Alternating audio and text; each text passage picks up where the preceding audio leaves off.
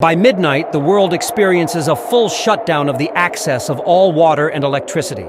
The temperature has plummeted by 100 degrees. I am the only one able to sit at home, playing games by the fireplace. Neighbors all step out of their houses to complain. In this extreme cold, people are sure to freeze to death. Furthermore, no one had the foresight to prepare instant noodles. So, even if they don't freeze, they'll starve. But I've hoarded an entire Walmart's worth of supplies in my house. The girl I've had a crush on for 18 years brazenly asks me for food. I unashamedly send her a picture of steak and wine. She instantly recognizes it as top-grade Wagyu and a $100,000 bottle of wine. Immediately, she says she also wants steak and wine. Upon hearing this, I laugh. If she wants to eat, she can go to the supermarket herself. Turns out, a supernova explosion affected the planet, causing a global ice age. And using my position as the warehouse manager of a supermarket, I have hoarded enough supplies to last 2 years. Who knew the girl would break into my house with a group of neighbors and steal all my food? In order to ration the food, they decide to start eating me. The girl even gleefully admits that she tricked me into opening the door. She wants to take one of my thighs. In extreme despair, I would rather die, but when I open my eyes again, I've been reborn 3 months before the global freeze. In my new life, I swear never to be a bootlicker again, and I want to repay the pain of my previous life 1,000-fold. But the immediate priority is to hoard enough supplies before the end of the world and build a sturdy, safe house. Just as I'm considering where to start, a bright light flashes before my eyes. In the next second, I'm in a strange space. Looking at this otherworldly place, a bold idea pops into my head. If I could move an entire Walmart here, I would never have to worry about food and drink for 10 lifetimes. Just then, my stomach rumbles. Thinking about all the good things I won't be able to eat after the apocalypse, I head to the best restaurant in the city. A meal costs me $50,000. In the apocalypse, even a bowl of instant noodles can cost a life. It won't be easy to eat your fill then. This scene is witnessed by the girl I've been infatuated with for 18 years. A girlfriend standing beside her looks surprised. Fang Yuqing, you're so lucky. The bootlicker chasing you turns out to be a rich second generation in disguise. Fang Yuqing naturally wouldn't miss this opportunity and comes up to chat. Zhang Yi, what a coincidence. Hearing this, I laugh coldly inside. In my last life, I was tricked by her pretending to be pure and innocent. In the end, I became soup in her bowl. Although at this moment, I really want to kill this bitch. It would also land me in jail. I have to wait until the end of the world. Immediately, I pull out my bank card and ask them if they want to go shopping at the supermarket, thinking to use these two as my free labor. As expected, they happily agree. Sure, we're neighbors. We can help you carry a bit. Who knew I would buy 2 full shopping carts and throw them to the two? Free labor shouldn't go to waste. This leaves the girlfriend looking displeased. You're a big man. Aren't you going to do any of the work? Upon hearing this, Fang Yuqing hastily chuckles. I've done you a big favor today. You owe us a big meal. Hearing this, I laugh coldly inside. Of course, I'll have to treat you two well. When the extreme cold comes, not one of you will be able to run away. Just then, Auntie Lin from the neighborhood committee walks up with her grandson. Little Zhang, you can't eat all this by yourself. How about sharing some with Auntie Lin? After she says this, her 2-year-old grandson starts taking things from my shopping cart. I grab it back right away. Sorry, I don't even have enough for myself. Upon seeing this, the child immediately started making a fuss. Big villain, give it back to me, or I will kill you, he shouted.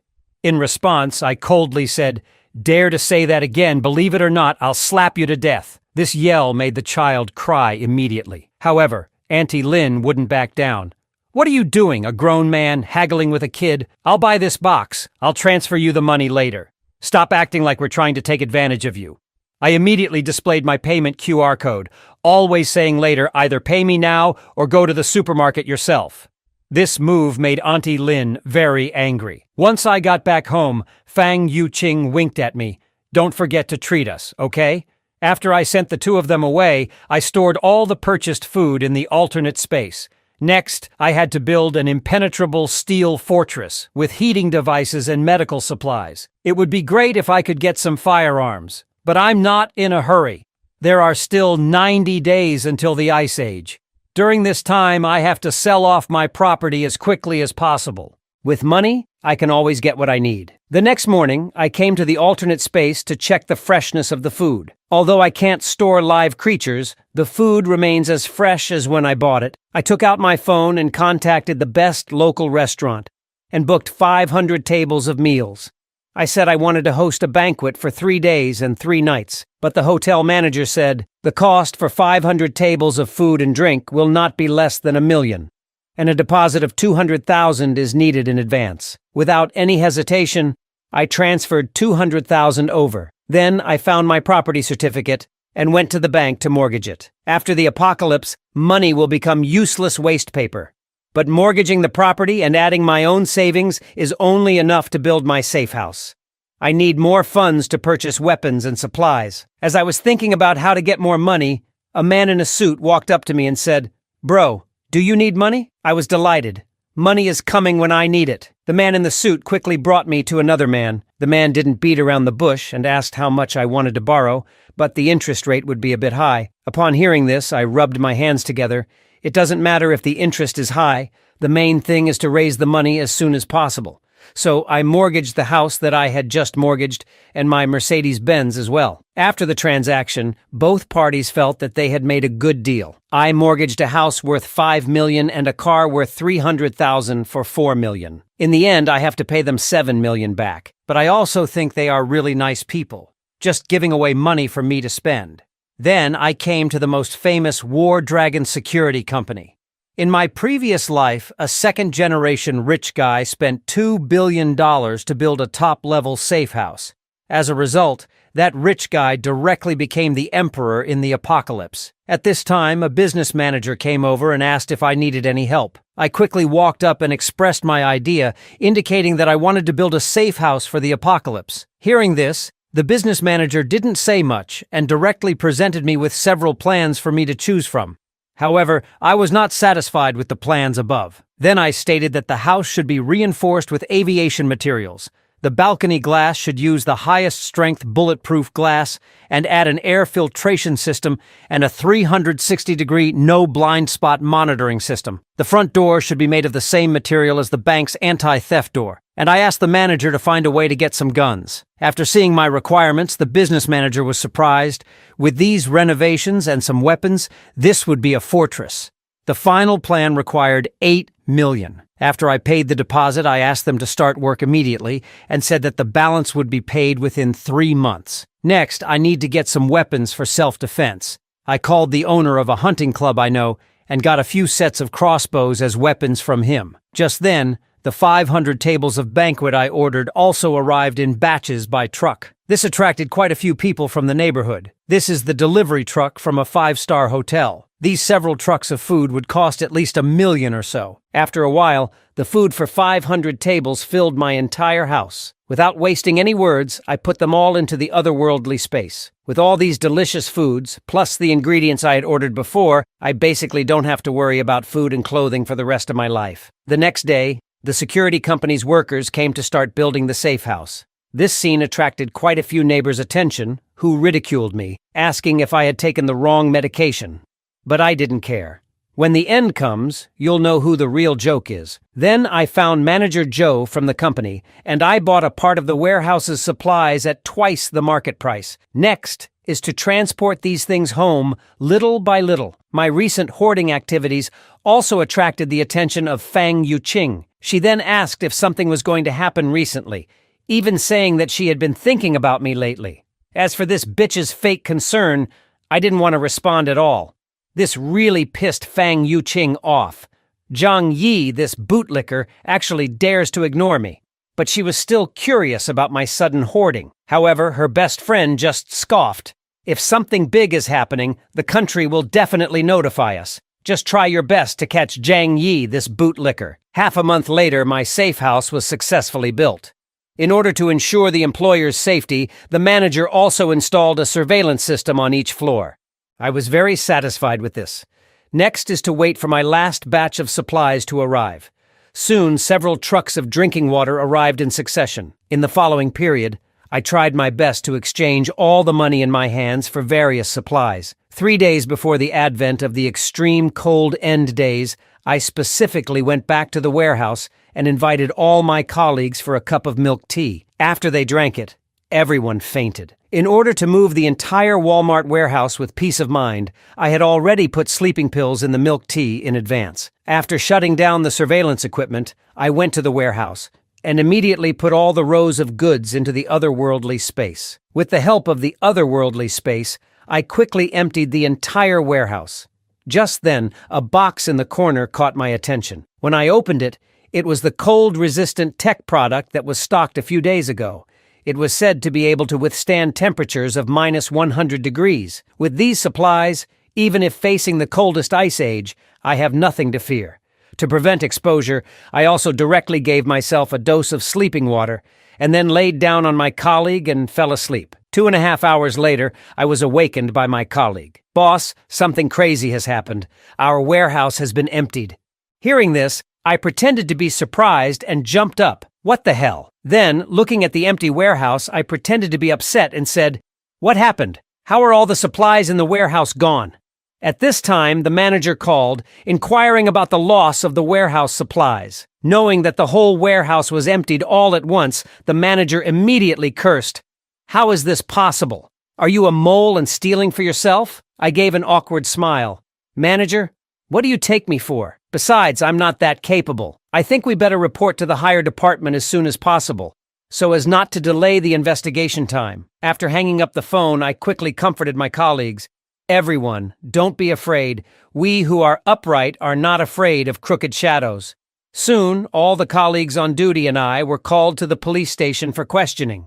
But nothing could be found out after the questioning. Then the cop told us not to leave Tianhai City rashly, in order to cooperate with the follow-up investigation. Soon this incident made the news in Tianhai City. No one could believe that hundreds of square meters of supplies disappeared without a trace in less than 3 hours. Just then, it suddenly started snowing heavily in the sky. I knew this was a prelude to the extreme cold. So I hurried home. 3 days later, the shockwave from a supernova explosion swept across the globe. This brought about a devastating disaster to the entire planet. The temperature began to plummet overnight. Looking at the heavy snow outside the window, I remained calm. What was destined to come eventually came. But at this time, the homeowner group became lively. After all, it was the first time to see such heavy snow in the South. I looked at all this with a calm face. Perhaps for many people, this might be the first time they saw snow, and it could also be the last. In my past life, the heavy snow lasted a full 3 months, and the temperature would get lower and lower, causing many people who had not stocked up on food in advance to freeze to death in this winter. On the second day of the extreme cold weather, the heavy snow at the entrance of the residential area had piled up to half a person's height. Even if people indoors turned the air conditioning to the maximum, they still shivered from the cold. But I, who had prepared various heating equipment in advance, was sleeping soundly. But just then, I was suddenly awakened by a ring of the phone. It was a call from the Fang Yuqing. She asked cheerfully, "Zhang Yi, did you know about the temperature drop when you stocked up on supplies? You didn't even tell me, and now I'm freezing." Hearing this, I scoffed and directly hung up the phone. This pissed off Fang Yuqing on the other side. This bootlicker, he dares to hang up on me. Then she shamelessly texted me asking for food. After reading it, I laughed. She still wants to treat me like a bootlicker, huh? I directly sent her a picture of steak with wine. Fang Yuqing recognized at a glance that this was a top-tier Wagyu beef and a bottle of wine worth 100,000. She immediately said that she also wanted to eat steak and drink wine. After hearing this, I laughed. If you want to eat, go buy it yourself at the supermarket. After seeing my message, Fang Yuqing was furious. But after thinking about it, she calmed down. After all, she has to hook me, the fish. And I, full and bored, started watching TV. Just then, the tablet monitoring the building suddenly made a noise. I saw Auntie Lin on the screen solemnly saying, "Everyone, don't panic and scramble for supplies. This extreme weather will last at most 2 or 3 days. Our neighborhood committee will help everyone through this. Rushing for supplies will only lead to price increases. If anyone dares to hoard supplies, I will report to the authorities." But just then, a voice sounded behind them. "Auntie Lin, how can you determine that this heavy snow will not last long? You are blocking everyone from going out to buy things. Will you be responsible if something happens? Hearing this, the surrounding homeowners also echoed, if we don't hoard supplies now, will you be responsible if we run out of food later? Auntie Lin quickly stated that the neighborhood committee would take responsibility for this matter. Then she pointed at me and cursed, Zhang Yi, don't stir up trouble here. This is an illegal act. But I didn't bother to deal with her and turned around to go back to my super safe house. A week passed quickly, but the heavy snow outside showed no signs of stopping. I was having fun at home as usual. Suddenly, a message came in on my phone. I saw Auntie Lin in the group chat, calling me out by name to go shovel snow. I didn't even think about it and directly refused her. With such heavy snow falling, we'd be shoveling slower than it's falling. Clearly, Auntie Lin was just trying to pick a fight. This got her gnashing her teeth in anger. Then, Auntie Lin commanded in the name of the neighborhood committee, Zhang Yi, you must go out and shovel snow. Whoever dares to lead the opposition will certainly be dealt with by the organization after the snow disaster ends. Seeing this, I said coldly, such a show of authority. Then I quickly typed a bunch of text and sent it out. How come I don't see you calling out the rich kids in the neighborhood, just picking on us honest people? Auntie Lin, since you're so capable, why don't you go ask Xu Hao and Chen Zhenghao to shovel the snow? Chen Zhenghao is the boss of a construction project. He has hundreds of people under him. And Xu Hao is a well-connected rich kid. In my past life, these two guys broke into my house and took all my food. Hearing what I said, other people also started making a commotion in the homeowner group. Zhang Yi is right. If you dare, go ask them. Seeing the messages, Auntie Lin was immediately cursing. Clearly, my words made it hard for her to step down, so she could only grit her teeth and call out the two in the group to shovel snow together. Chen Zhenghao, seeing the message, immediately started cursing, Are you fucking crazy? I'll kill you if you bother me again. Xu Hao also echoed, What a big idiot. Taking the homeowner's money and acting high and mighty every day. Now you really think you're the boss. I don't even bother to deal with you poor ghosts. Seeing this message, Auntie Lin was so angry that she didn't dare to say a word, but directly pointed the finger at me. Zhang Yi, you're really trying to make trouble for me, aren't you? You'll be satisfied if no one goes out to shovel snow, won't you? I picked up my phone, turned on the voice message, and scoffed. Did you come to me to seek a sense of existence after being scolded by someone else? Believe it or not, if you talk any more nonsense, I'll kill you. Seeing my serious tone, Auntie Lin immediately backed down. Just then, a loud bang came from my front door. I heard Chen Zhenghao outside yelling, Zhang Yi, weren't you pretty cocky in the group chat just now? Believe it or not, I'll kill you. At these words, I picked up my crossbow and went to the door. It's not certain yet who's going to kill whom. I shot him directly through the shin with an arrow. Injured, Chen Zhenghao fell to the ground, wailing incessantly. He never imagined that I, a seemingly honest person, would be so ruthless when I took action. Little did he know that this was only the first step of my revenge. With temperatures now at -100 degrees, Chen Zhenghao's leg, which had been shot through, was surely not going to be saved. If not treated in time, he could only die slowly in this freezing weather. Chen Zhenghao, bearing the severe pain, staggered into the elevator. He could never have imagined, having only met me a few times, that I wanted to kill him directly. This realization made Chen Zhenghao shudder with fear. So he immediately took out his phone and dialed the emergency number. However, the whole city was already covered in heavy snow, and the hospital's ambulance simply couldn't make it. Left with no choice, Chen Zhenghao could only go home and treat his wound himself. Fortunately, the weather was freezing cold, and his foot was almost numb from the cold. Then, with a grim determination, Chen Zhenghao pulled the arrow out. Then, he took out his phone again and made a threat in the homeowner group. Zhang Yi, wait for me. Watch me kill you. Facing his threat, I naturally wasn't afraid, and responded confidently, keep talking and I'll disable your remaining 2 legs. This scene stunned the onlookers in the group chat. After all, as the area tyrant, Chen Zhenghao, this was the first time someone dared to confront him directly. Soon he picked up the phone and summoned his hundreds of followers. In no time, a swarm of followers, each holding their own weapon, rushed over in grandeur. After learning about what had happened, the leading bald guy came to my door with his followers. You offended our bro Hao. Today will be your death anniversary. With that, he slashed directly at the door. But the next second, his machete was flung away. This scared the gangsters out of their wits. How many people had this kid offended? His home was fortified stronger than a turtle's shell. Watching the scene from my security camera, I laughed with disdain. "Are you guys hungry? Try harder." Seeing the bunch outside the house swearing and fuming, I suddenly had an idea. Immediately, I took a water hose and connected it to the kitchen faucet. "Why are you so angry? Let me cool you down." The gangsters outside saw the door lock suddenly open and were instantly alert. Upon realizing it wasn't an arrow, they had a good laugh. Who would have thought that the next second the hose would spurt out cold water? Soon, a bunch of them fell to the ground, frozen. Only 3 managed to escape. Seeing this scene, I was quite pleased. In this freezing weather, cold water is more lethal than any weapon. On the other side, the 3 little guys who escaped were huddled together, shivering. Chen Zhenghao looked at them and yelled, "What happened? How did you guys, a whole group, not manage to bring a small brat?" Hearing this, the 3 hastily explained, Zhang Yi was too cunning. He turned the front door into a burglar-proof steel door. We chopped for a long time and only scratched some paint off. The key was he sprayed us with cold water. Upon hearing this, Chen Zhenghao's face immediately darkened. No wonder the door felt a bit hard just now. But don't worry, I don't believe this kid can hide in there forever. Send a few men to keep watch at his door day and night. When he dares to show his face, tear him to pieces.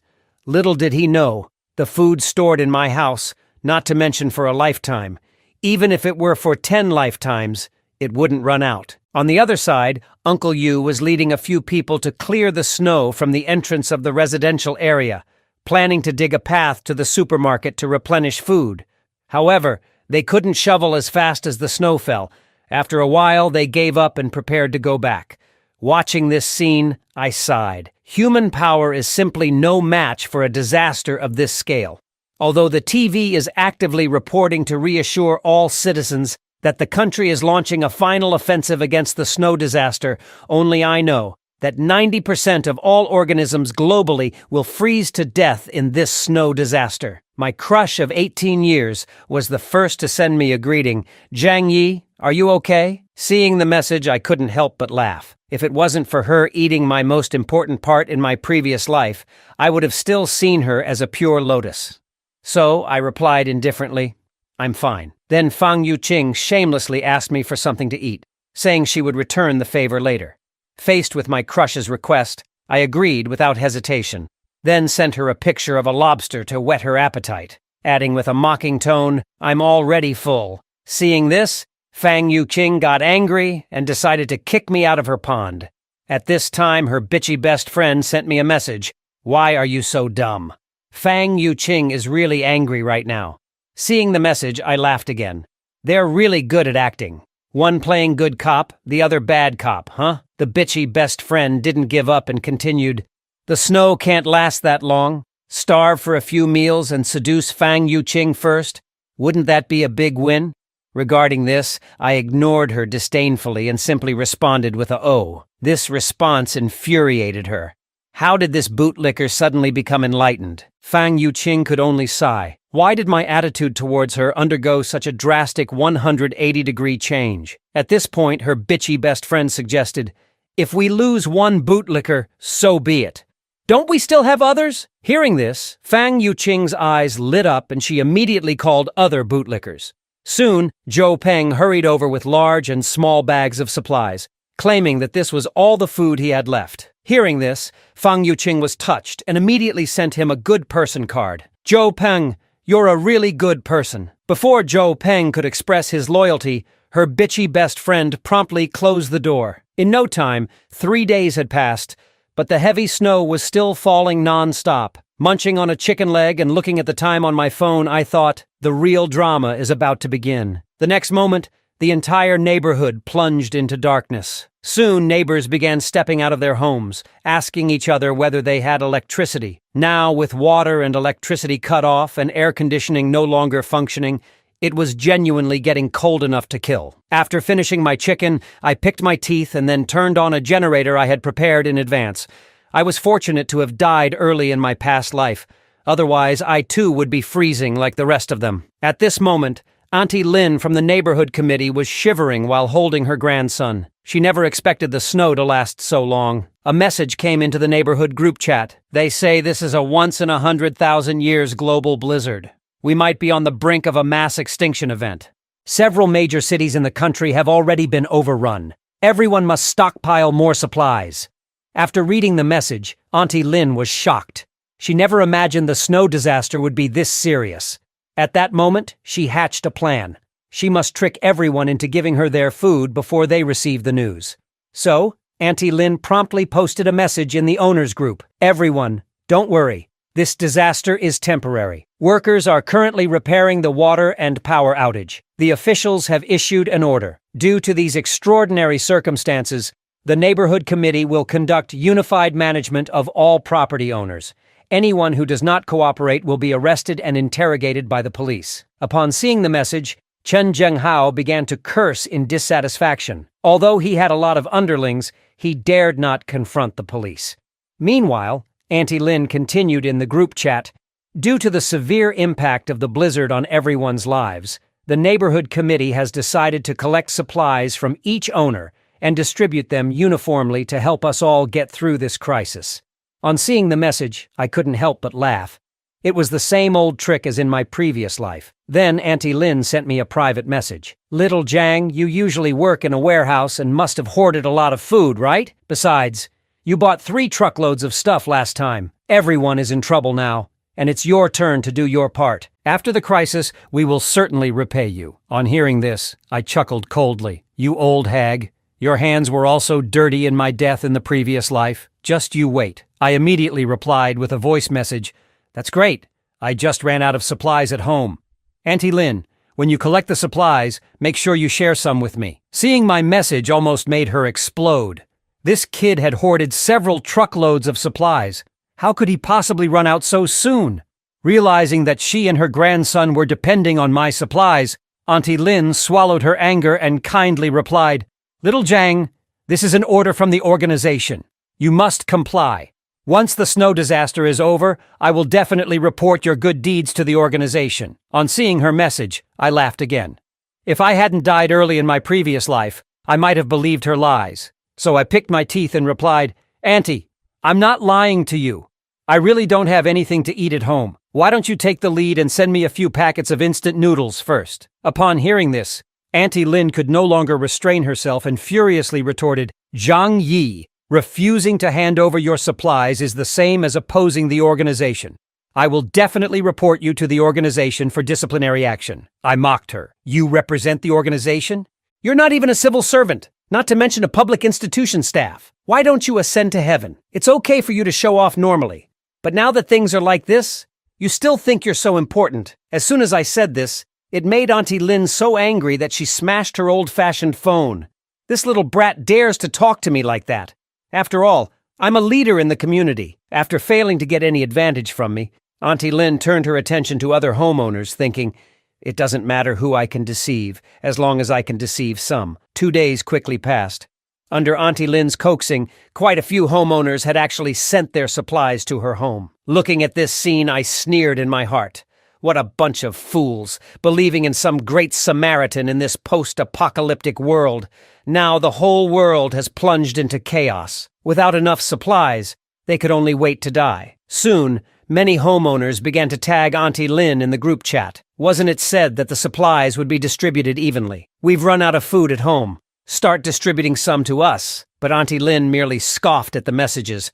What a bunch of idiots. These supplies were obtained through my hard work. How could I possibly give them away so easily? Just then, her phone rang. Seeing that it was Chen Zhenghao, she broke out in a cold sweat. What does he want with me? On the other end of the line, Chen Zhenghao said coldly, Auntie Lin, you have quite a method. You've actually deceived everyone's supplies into your home. Hearing this, Auntie Lin feigned innocence, saying it was the arrangement of the community committee, and she was just doing her duty. Chen Zhenghao laughed. That's perfect. Over 10 of us here are waiting for you to distribute the supplies. Hearing this, Auntie Lin coughed lightly. These supplies haven't been sorted out yet. Some homeowners haven't handed in their supplies. We can't start distributing them yet. The next second, the area tyrant Chen Zhenghao, along with his underlings, burst into her house. Seeing this, Auntie Lin's face turned pale. How dare you break into a civilian house? Is there no law anymore? To which Chen Zhenghao responded with a slap. And you think you've been lawful, deceiving everyone's supplies? Today, I'll act in the name of justice. Meanwhile, I watched the scene on the surveillance, cheerfully eating a sausage. The dogfight was finally about to begin. At that moment, I had a brilliant idea. If watching alone is fun, sharing it with others would be even better. With a love for drama, I immediately posted the surveillance video in the homeowners group chat. Surely, everyone's reaction to this would be quite amusing. On the other side, Chen Zhenghao and his gang had already broken into Auntie Lin's house, instructing his subordinates to take away all the food, not leaving a single thing behind. Hearing this, Auntie Lin hurriedly clung to Chen Zhenghao's leg. You can't take everything. Some of the supplies here are what I hoarded myself. Without these supplies, how would my grandson and I survive? Chen Zhenghao let out a cold laugh. That's none of my business. Get out of here. With that, he directly kicked Auntie Lin away. Her grandson was stunned by this scene and then picked up a small knife to avenge his grandmother. He managed to accurately stab one of the punks, a yellow hair, in the butt. The severe pain made him forget about moving things and he kicked the boy away in response. Witnessing this, the other thugs burst out laughing. Since when did Yellow Hair learn to kick? He actually managed to kick this little brat away. Despite the intense pain in his butt, Yellow Hair played along. How cool am I, right? Someone should have recorded that moment. Auntie Lin fell in front of her grandson, Little Hu, my dear grandson. But Chen Zhenghao, watching this scene, showed no sympathy. Instead, he sneered, "This is what you get for deceiving us, your neighbors. We're just dispensing justice." On the other side, many homeowners watching this scene also clapped and cheered. "Ha ha ha! Serves the big liar right!" Such thunderous methods are necessary to deal with swindlers like her. Without Bro Hao, we'd be helpless against this kind of rogue. Seeing these messages, I laughed. You people really don't understand the crux of the problem. Today, Chen Zhenghao can break into Auntie Lin's house. Tomorrow he could break into yours. But all this has nothing to do with me. My 2-meter thick steel door wouldn't yield even if he came with a tank. Soon, Auntie Lin was pleading for help in the homeowner group. Does anyone have hemostatic drugs, anti-shock medications, and antibiotics? My grandson was injured by Chen Zhenghao. Dr. Zhou needs these medications urgently for surgery. Upon hearing this, my eyes lit up. Dr. Zhou Kier was a savior-like figure in the previous world. Fortunately, we have neighborhood Dr. Zhou Kier here to save her grandson's life for now. At this point, Auntie Lin was pleading continuously in the homeowner group for medicine, promising to kowtow in gratitude to anyone willing to provide it. However, this only resulted in mockery from many homeowners. So you plan to kowtow in a chat group? Dr. Zhou, a kind-hearted beauty, saved your grandson. Why should we help you? After deceiving us of our supplies, you still have the audacity to ask for our help. Seeing this, I sighed. This was karma for Auntie Lin. Furthermore, the snowstorm had been going on for over a week, and the outside was practically paralyzed. Even if the boy was saved, how long could everyone last without food? At this point, the snow outside the community had almost buried up to the first floor. Many people had already heard from the news that this was a global snowstorm that occurs once every 100,000 years. No one knew what this snow disaster would turn into. Soon, a week passed in a flash, and the whole world was almost buried in the snowstorm. In some cities in the north, the temperature had even dropped to -100 degrees Celsius. Many residents who tried to evacuate southwards ended up freezing to death on the road. In the homeowner group, Auntie Lin began to play the morality card again. My dear grandson has been hungry for 2 days. He's just a child. Are you really going to stand by and watch him die? She stated that she was willing to pay a high price for supplies. Seeing this, the homeowners started to inflate the prices, and the last pack of instant noodles was even sold for $2,000. Seeing this, I laughed. These people are not taking the apocalypse seriously. In a little while, you'll think paper money is too hard even to use as toilet paper. As a second-generation rich kid with some business acumen, Shu Hao started to hoard supplies at a high price. He was very clear that money in this apocalyptic world would become as useless as waste paper. He had to get rid of it while it was still useful. At this time, a single mother in the group sent out a plea for help, stating that she and her daughter were about to starve to death, hoping that everyone could help her. Seeing this, I laughed. In the past life, this woman and her daughter managed to survive for a long time. This Xi Li Mei is not as simple as she seems. 10 days passed quickly, and as usual, I was enjoying my time at home. At this moment, the phone on the table rang. Seeing the caller ID, I let out a cold laugh. This bitch finally couldn't stand it anymore? So I opened the video chat and sarcastically said, "You all look thinner after not seeing each other for a while." Behind me, the sight of food made the two people drool. "Why do you still have so much food in your house, Jiang Yi? Is it because you hoarded it last time? And with this weather of negative 100 degrees, why are you sweating?" Upon hearing this, I smiled. "Oh, this?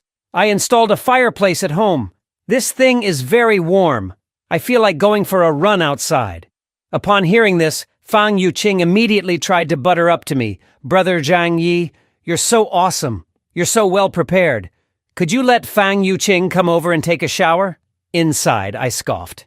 Do they still take me for an old lecher? So, without a second thought, I rejected her invitation, even taunting her. With the temperature at negative 100 degrees, make sure to keep warm. Fang Yuqing was instantly infuriated at my words. "Jiang Yi, don't go too far. We are freezing and starving. It's fine if you don't help, but don't make sarcastic comments." Hearing this, I laughed. "You still think I'm an easy target? If you want food, go find your rich kid. Besides, we're not related. Why should I help you?" With that, I stylishly ended the video call. On the other side, Fang Yuqing was already furious. She never thought that I would be on the path of a bootlicker's counterattack. At this moment, her best friend chimed in with some fair words.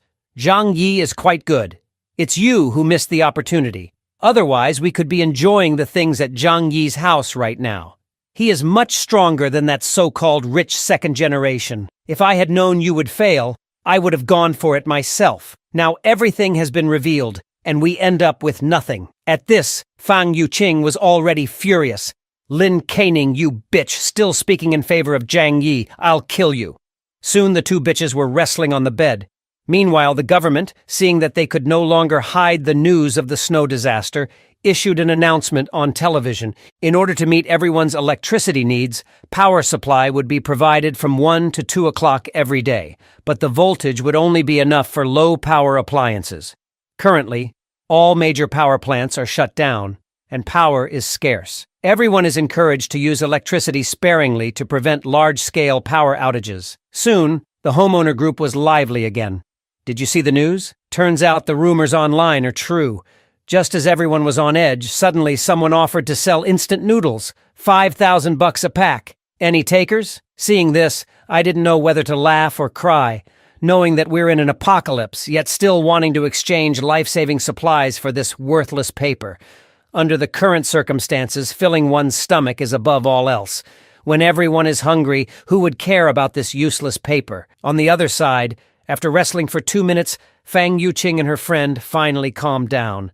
Since the soft approach didn't work, we'll go hard. With that, Fang Yuqing picked up her phone and contacted her #1 bootlicker, telling a wild story about how Jiang Yi wanted to tarnish her purity just because he had food. Zhou Peng was instantly furious upon hearing this. This Jiang Yi is such a scumbag. If I don't take this guy down, I'll be letting down my bootlicker identity. Seeing Zhou Peng was hooked, Fang Yuqing immediately got close to him. "Little Zhou Peng, let's find a way to take his house, and then we can live together, okay?" Zhou Peng agreed without a second thought. But before that, they needed to prepare some weapons. In a short while, the three of them, each carrying a kitchen knife, arrived at my doorstep. Then Zhou Peng, hiding the knife behind his back, knocked on the door. "Brother Jiang Yi, are you in? It's old Zhou. As colleagues, could you lend me some food? I'll trade you with fever medication." Unbeknownst to them, I had already seen the whole scene clearly through the surveillance camera. Seeing the weapons in their hands, I was ready to explode with anger. "Do you guys really think you can kill me? If the tiger doesn't show its power, you'll mistake it for a sick cat." Then, I picked up the hose, attached it to the tap, and decided to give them a chilling shower at negative 100 degrees. At that moment, the piled-up waste caught my attention, and an idea sprang to mind. I picked up the hose and approached the door, shouting, "Don't worry, I'll make sure everyone gets enough to eat." The three of them, thinking that I was about to open the door, excitedly raised their weapons. But the next second, a pile of feces sprayed through the small window of the door onto them. Fang Yuqing immediately realized it was a pile of feces and started to vomit on the side, while Zhou Peng was furious. "Zhang Yi, if you have the guts, come out. I'll kill you." At this, I just laughed. "Don't say I didn't give you a chance. If you have the guts, come in." Hearing this, Zhou Peng, seething with rage, raised his kitchen knife and struck my front door, only to find that the door was unharmed. Instead, his hand was injured from the impact. Watching this scene, I couldn't help but laugh. My 2-meter-thick security door isn't something you can break just by saying so. I really don't know what you're thinking. And I've stockpiled as much as a Walmart warehouse in my house. I'm not worried at all about them keeping watch outside. Even if I never go out in my next life, what can they do to me? I was suddenly woken from my sleep by a gunshot. Even though I knew the maliciousness of human nature would be exposed in the post-apocalyptic world, the sudden gunshot still gave me a big fright. There was actually someone with a gun in this community. So I quickly picked up my tablet and started checking the surveillance footage. It turned out that Chen Zhenghao and his men were going around robbing houses. After the water supply was cut off, most of the residents would go out to dig snow for water during this time period, and Chen Zhenghao was taking advantage of this time to loot supplies. Once the supplies were gone, even if they used the accumulated snow as food, they wouldn't last long. After robbing supplies, Chen Zhenghao didn't forget to assert his authority in the homeowners group chat. "We've been snowed in for so long. From now on, I, Chen Zhenghao, am in charge of this building. Anyone who tries to undermine me, this will be your fate." He then posted several intimidating photos. Seeing this, I couldn't help but sigh. Chen Zhenghao's ruthless tactics were no doubt why he had been so successful in society before the apocalypse. However, his ammunition and followers were ultimately limited. They couldn't possibly face off against all the residents of the building. Just then, I was added to a new group chat. Several homeowners were vehemently denouncing Chen Zhenghao's actions in the chat, saying that we all had to unite to resist such a tyrant. Even if he has a gun, he can't stop all of us. But when asked when to take action, a few clever ones suggested that we needed to plan this carefully. After reading these messages, I couldn't help but laugh. The loudest critics were also the most hesitant to take action. They were all just talk. At this point, Uncle Yu, a retired veteran, chimed in the chat. "We can't let Chen Zhenghao continue like this. Otherwise, we're all doomed. If you all are scared, I can lead the charge. Let's all rise up together." Uncle Yu's words garnered a lot of support from the homeowners. Some offered to provide weapons, others suggested tactics, saying Chen Zhenghao was only one man and we could ambush him. Seeing all this support, Uncle Yu continued. "Besides the gun, Chen Zhenghao has about 5 or 6 people with him. I alone won't be enough. We need a dozen or so young guys to ensure our safety." Just as everyone was eagerly preparing to volunteer, a woman suddenly spoke up in the chat. "Auntie Lin just tricked us out of our supplies. Who knows if Uncle Yu, you won't do the same? If you lead everyone to surrender, what about the rest of us who are old, weak women and children?" I absolutely disagree. Hearing this, I really wanted to smack her. This woman was the one who stirred up gender conflicts in the past life. In this post-apocalyptic world, if you can't even trust a retired veteran, who can you trust? Soon, the homeowners were divided into 2 factions. The radical faction thought we should unite against Chen Zhenghao now. The conservative faction suspected Uncle Yu was a spy, saying whoever wants to be the scapegoat can be one. Watching the 2 sides bicker for 2 hours, I couldn't help but sigh. This scene was exactly the same as in my past life. Back then, it was these conservatives who kept passing the buck, resulting in the majority of homeowners being brutally killed by Chen Zhenghao. But what does this have to do with me eating my curry rice with corn, green peppers, tomatoes, and chicken? On the other side, Chen Zhenghao, backed by his gun, was still robbing houses everywhere, not even sparing his own followers. Anyone who dared to resist would be taken away with a single shot from Chen Zhenghao, but he knew it well in his heart. Without this gun in his hand, these subordinates might not necessarily obey him. Then he ordered his men to collect all the bodies. Watching this scene from the surveillance, I immediately realized that this guy was planning to use these people as backup food. It seems it's time to find an opportunity to confront this guy. The next morning, the leader of the conservative faction, Lu Tiantian, sent out a cry for help in the WeChat group. "Everyone, come save me! Isn't Uncle Yu a veteran? You all should be able to fight them off." As the impact on the door behind her grew more intense, Liu Tiantian grew more anxious and said, "I'm in trouble. None of you will be able to escape." But as soon as her words fell, the door behind her was broken open by someone, and then she was dragged out like a dead dog. Her ordeal didn't evoke sympathy. Instead, it drew mockery from the radical faction. "Serves you right for being a turtle. Your retribution has come, hasn't it?" On the other side, Fang Yuqing and her girlfriends were also very nervous when they saw this scene. If they didn't come up with a plan soon, their turn would come soon. At this moment, Fang Yuqing had a plan. She must spread the news that Zhang Yi, that guy, had hoarded a large amount of supplies, and then unite everyone to take over his house. So I was quickly added into a group chat of a mutual aid group. I saw Fang Yuqing at me in the group chat and said, "Zhang Yi, it's too dangerous for everyone to live separately now. Your door at home is particularly solid. We lack a secure base. I hope you can join our team. And now everyone must unite. If you are alone, you will be dealt with by Chen Zhenghao soon." Seeing the message, I couldn't help but laugh. They want to pull the same stunt as in the previous life. So I replied indifferently, "I'm fine. I'm used to living alone in this little broken house of 150 square meters with heating and electricity." Seeing this situation, the group chat immediately exploded. "Old Zheng, don't be so short-sighted. Everyone needs to unite now." Fang Yuqing also echoed on the side, "Saving a life is better than building a 7-story pagoda. You can save 7 people now. That would be a 48-story pagoda." What responded to them, however, was the message of me leaving the group chat. This made Fang Yuqing and the others stunned on the spot. When did this bootlicker evolve into a cool guy? Soon they began to discuss how to capture my fortress. Glasses Man suggested that as long as everyone was well protected, then directly force the door, they will surely take down that guy in one fell swoop. Brown Hair on the side agreed. And I used to work in a lock company.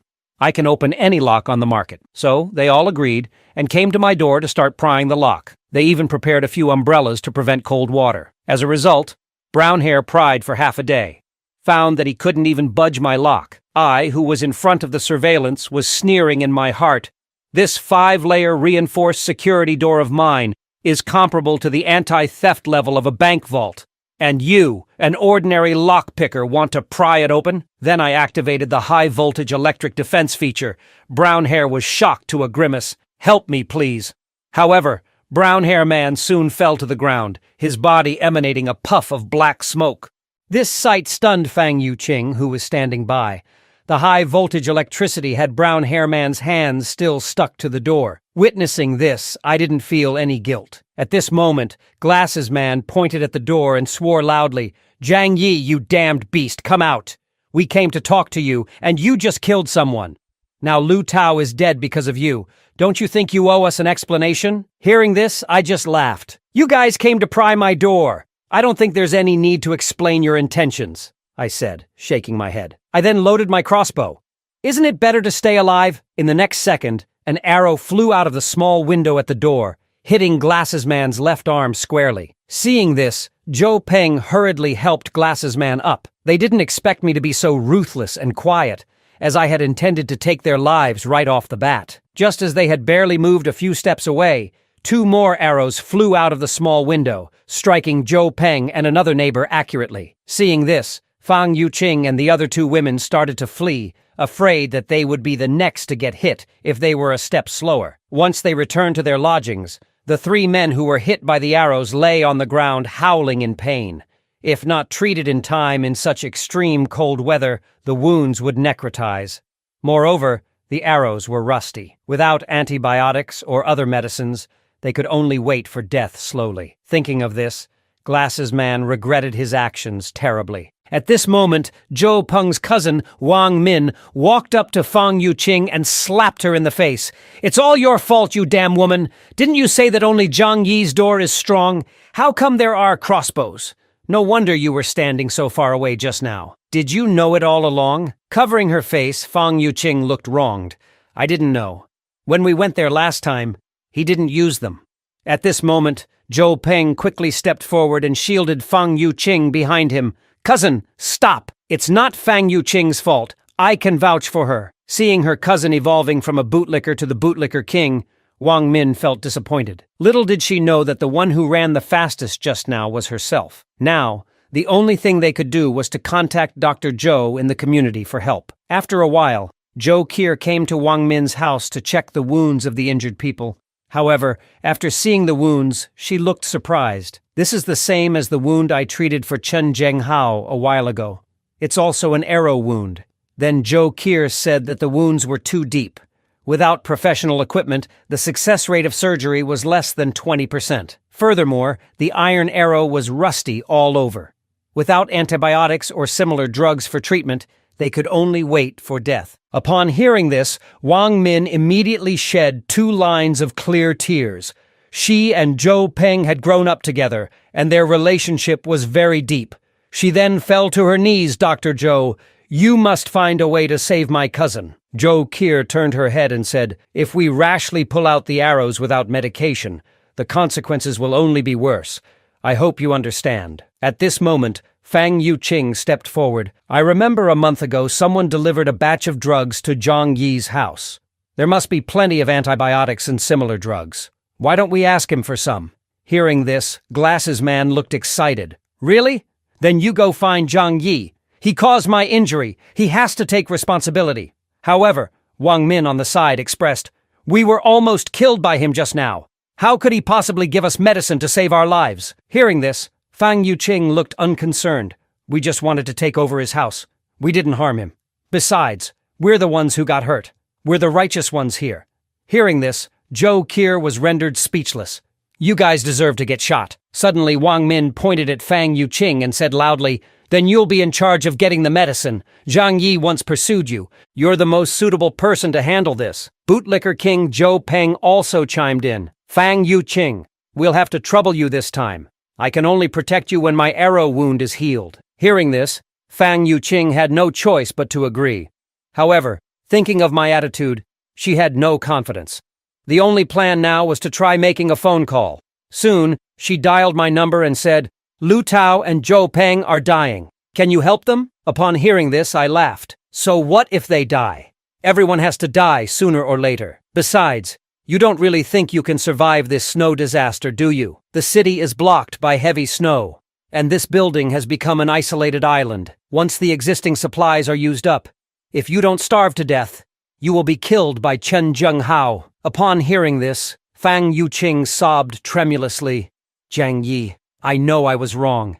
It's all my fault. I let down your true feelings, but I've come to my senses now. Can you forgive me? Zhou Peng and the others were shot by you. If they don't get medicine, they will die from infection. At this point, Wang Min snatched Fang Yuqing's phone. Zhang Yi, don't be so heartless. Keep some goodwill. You never know when you might need us in the future. Hearing this, I laughed. Guess why I shot them with rusty arrows? I never intended to meet you again. And how do I know you won't suddenly turn against me? Upon hearing this, Wang Min hurriedly argued, how could we? We are good citizens. I cut her off. Good citizens wouldn't try to take over someone else's house. But well, helping you isn't impossible. Given that I have been pining after Fang Yuqing for 18 years, I might consider letting her come over alone. Hearing this, Fang Yuqing excitedly grabbed the phone. Zhang Yi, brother, I'm willing. From now on, Fang Yuqing is yours. Do whatever you want. Her best friend, Lin Kaining, also excitedly moved closer. Take me with you. Take me with you. But Fang Yuqing slapped away Lin Kaining's hand. My brother Zhang Yi only wants me.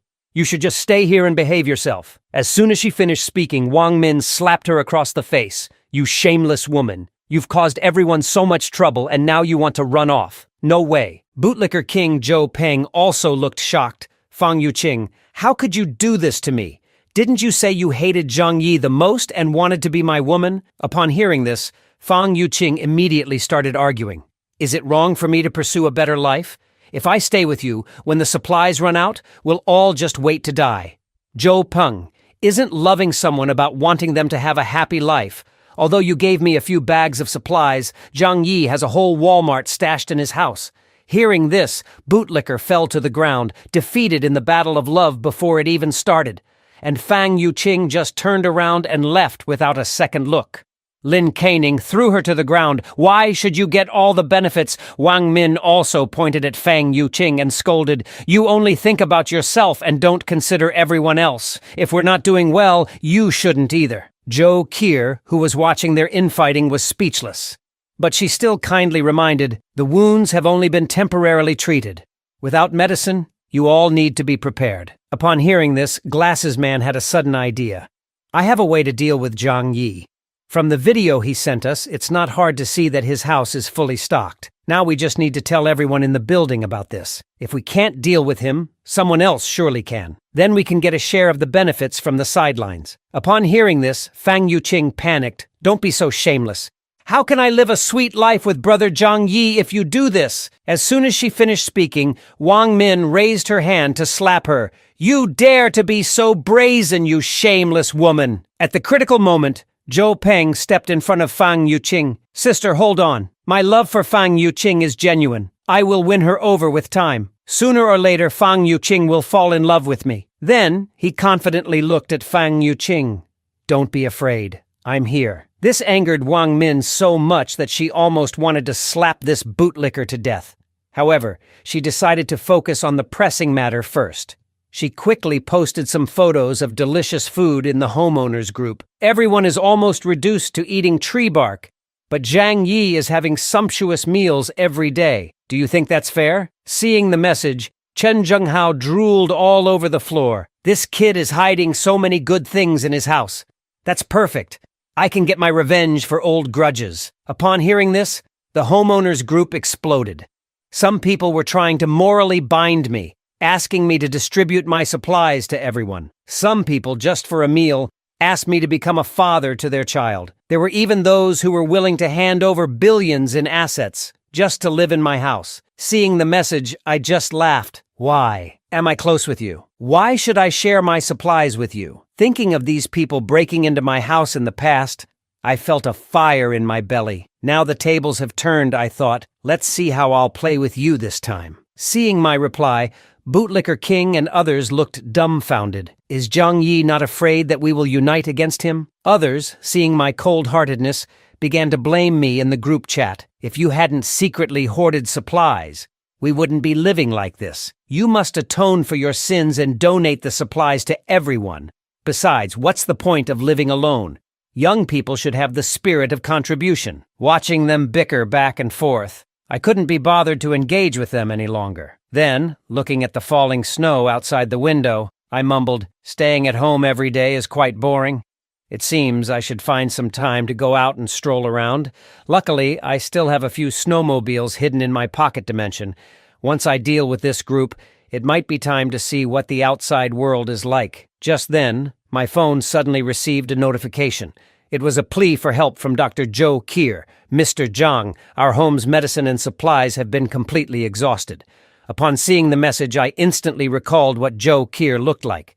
In my previous life, her death was due to her giving her last food to Zi Limei and her daughter. However, I didn't immediately agree to her plea. Despite a good impression of her from the last life, the prettier the woman, the more dangerous. I don't want to die at the hands of a woman after barely getting another life. I wouldn't provide help without being completely sure of her trustworthiness. So, I responded, I can provide supplies, but you need to exchange something for them. Upon seeing the message, Zhou Qier immediately agreed to become my private medical assistant. If I still wouldn't agree, she could only sacrifice something else, but I did not agree to her terms, and instead I said, I can provide you with medicine and food, but you have to do me a favor. Those neighbors are about to collapse soon, and they will definitely take action. I need you to be my spy, to acquire their action plans. So, the choice is in your hands now.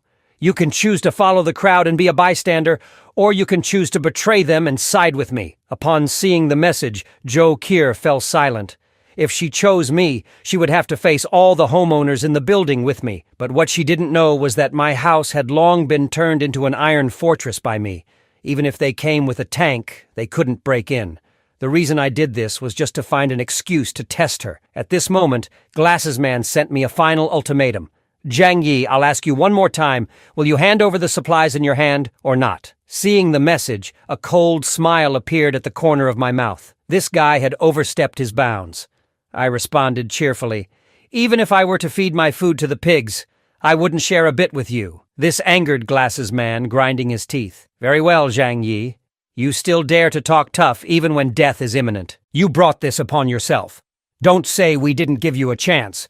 Soon, a chat group was established to denounce me. Chen Zhenghao solemnly said inside, "Don't worry, everyone. For this operation to eliminate Zhang, I only need half of the supplies. After getting the supplies, I swear I won't harm anyone." Glasses Man also echoed, "Let's put our past grudges aside for now. Our primary goal is to take down Zhang Yi at once." On the other side, after some consideration, Zhou Qier finally agreed to my terms. She was very clear in her heart that she, a woman alone, couldn't hold out for long without clinging to a strong figure in this apocalyptic world. Soon, I received a warning from Zhou Qier and Uncle Yu. Glasses Man and his gang have decided to launch a full attack at 2:30 tonight. To this, I was not panicked at all, but just curious about what kind of mess this group would make. At this point, Zhou Qier sent another message. "Those people have gone crazy. Aren't you going to come up with a plan?" But I just laughed at her message. I glanced at the guns laid next to me. All fear stems from inadequate firepower. I replied, "You don't have to worry about all this. Remember not to follow along with their action.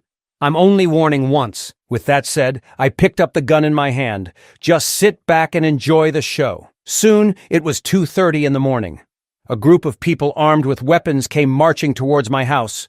We must kill that shameless, selfish ghost, Zhang Yi, this time. Soon, the corridor at the entrance of my house was surrounded by Chen Zhenghao and his gang. "Zhang Yi, come out! If you don't want to die, this is your last chance." I saw this scene from the surveillance and couldn't help laughing. I didn't bother being polite with them. I turned on the high-voltage device. Just as a few youngsters were about to break down the door, they were electrocuted into a charred state, emitting a puff of black smoke. Seeing this scene, the others were frightened and dumbfounded, and they wanted to escape. But as soon as they turned around, they were blocked by Chen Zhenghao and his gang. Chen Zhenghao pointed his gun at a person's head. "If you dare to enter the battle, be prepared to die. Keep smashing the door. I don't believe his high-voltage electricity can last a year." Glasses Man, their strategist, immediately came forward to encourage them. "Don't be afraid, everyone. We must avenge our fallen comrades. As long as we work together to break this iron door, what awaits us inside are a cozy fireplace and endless food." Encouraged by Glasses Man's words, the residents who originally wanted to leave were instantly filled with fighting spirit. They picked up a wooden stake and continuously smashed my door. For a bite of food, everyone was exerting all their strength. Listening to the rhythmic thudding coming from outside, I also became interested.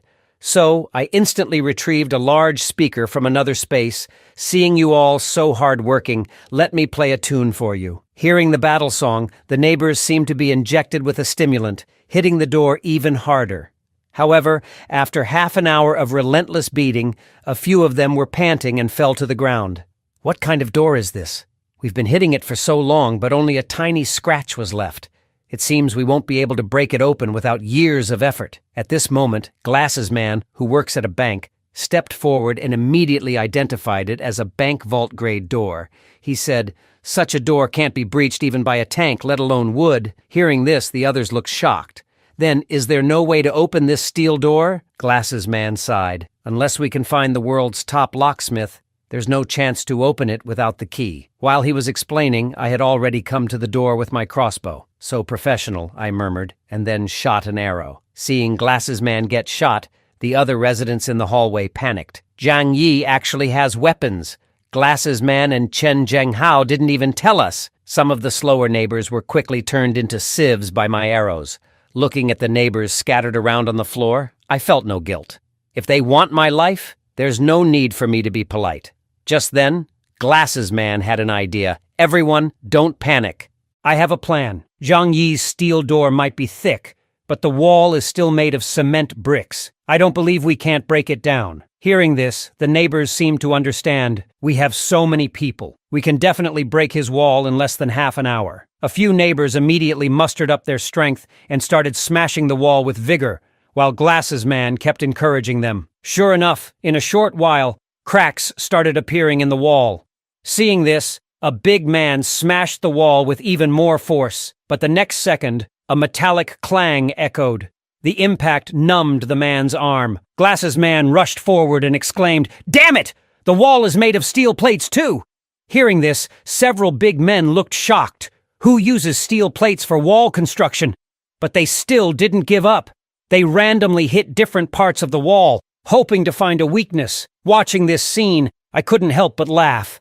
I'm sorry to inform you that the outer walls of my house are reinforced with half-a-meter thick, high-quality steel. Not to mention your hammers. Even if a sniper rifle ball came, I wouldn't be afraid.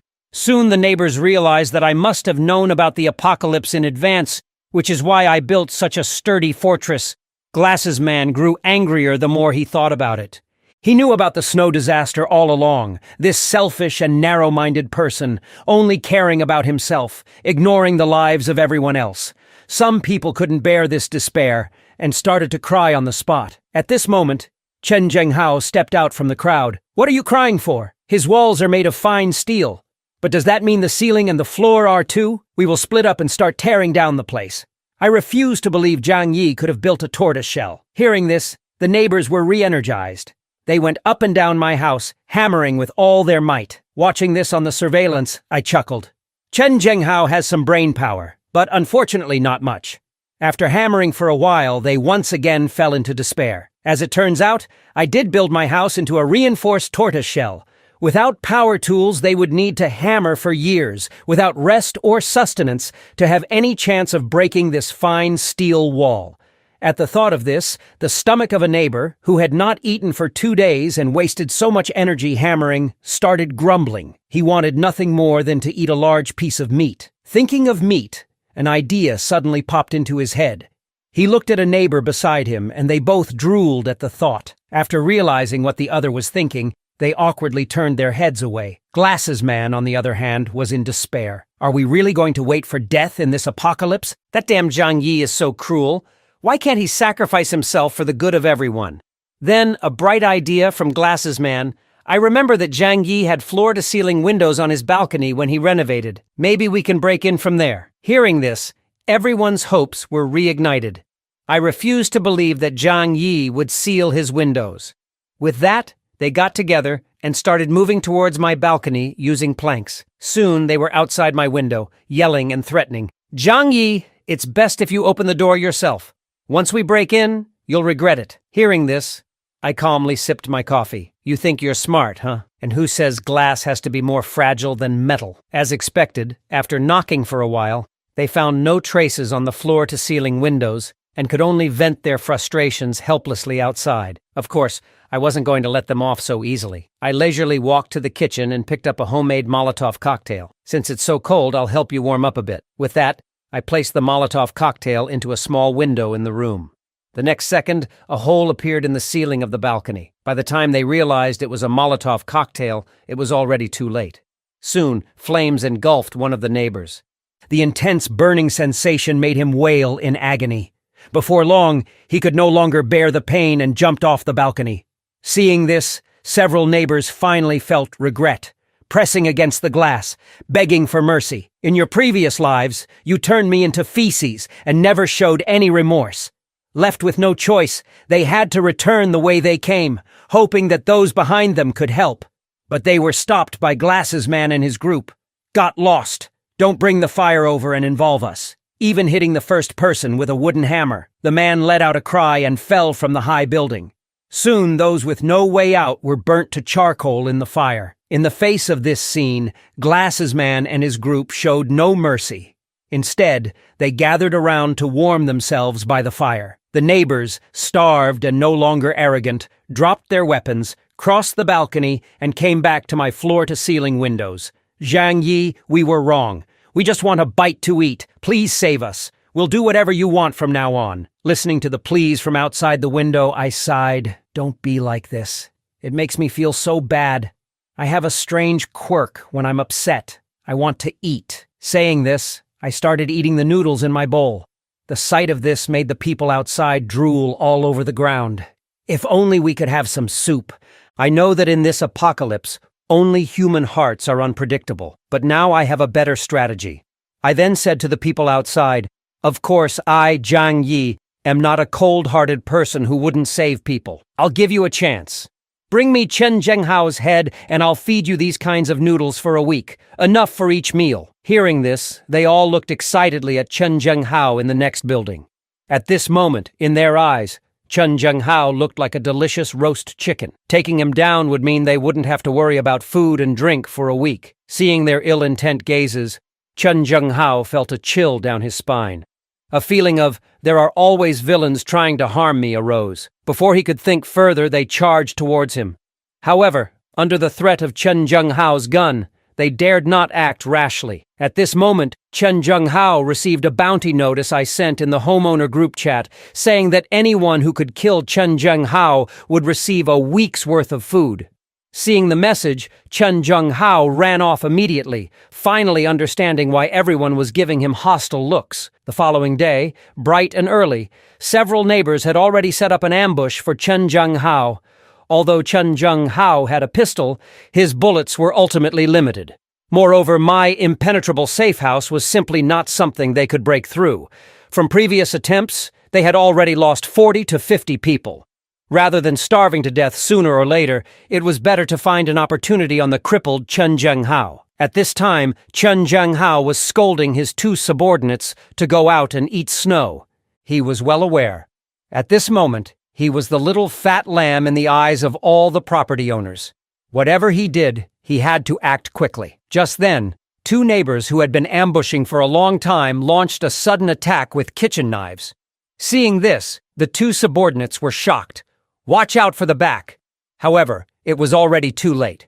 Two neighbors with red eyes holding kitchen knives had already reached their back, yet they were shot down by him. At this time, Chen Zhenghao was panting heavily. Luckily, he responded quickly. Following that, Chen Zhenghao ordered his men to drag the two bodies back home. Just worrying about having nothing to eat, these two reckless things even came to the door. Just at this moment, one of the subordinates exclaimed, "Quick, look at your back." It turns out that although Chen Zhenghao had just dropped the two men in time, he was still cut by a kitchen knife, leaving a long wound. Afterwards, Chen Zhenghao asked the subordinate to help him back to the room, while he made a call to invite Dr. Zhou to come and treat his wound. A moment later, Zhou Kier, carrying a medicine box, arrived at Chen Zhenghao's house. "I must make it clear in advance.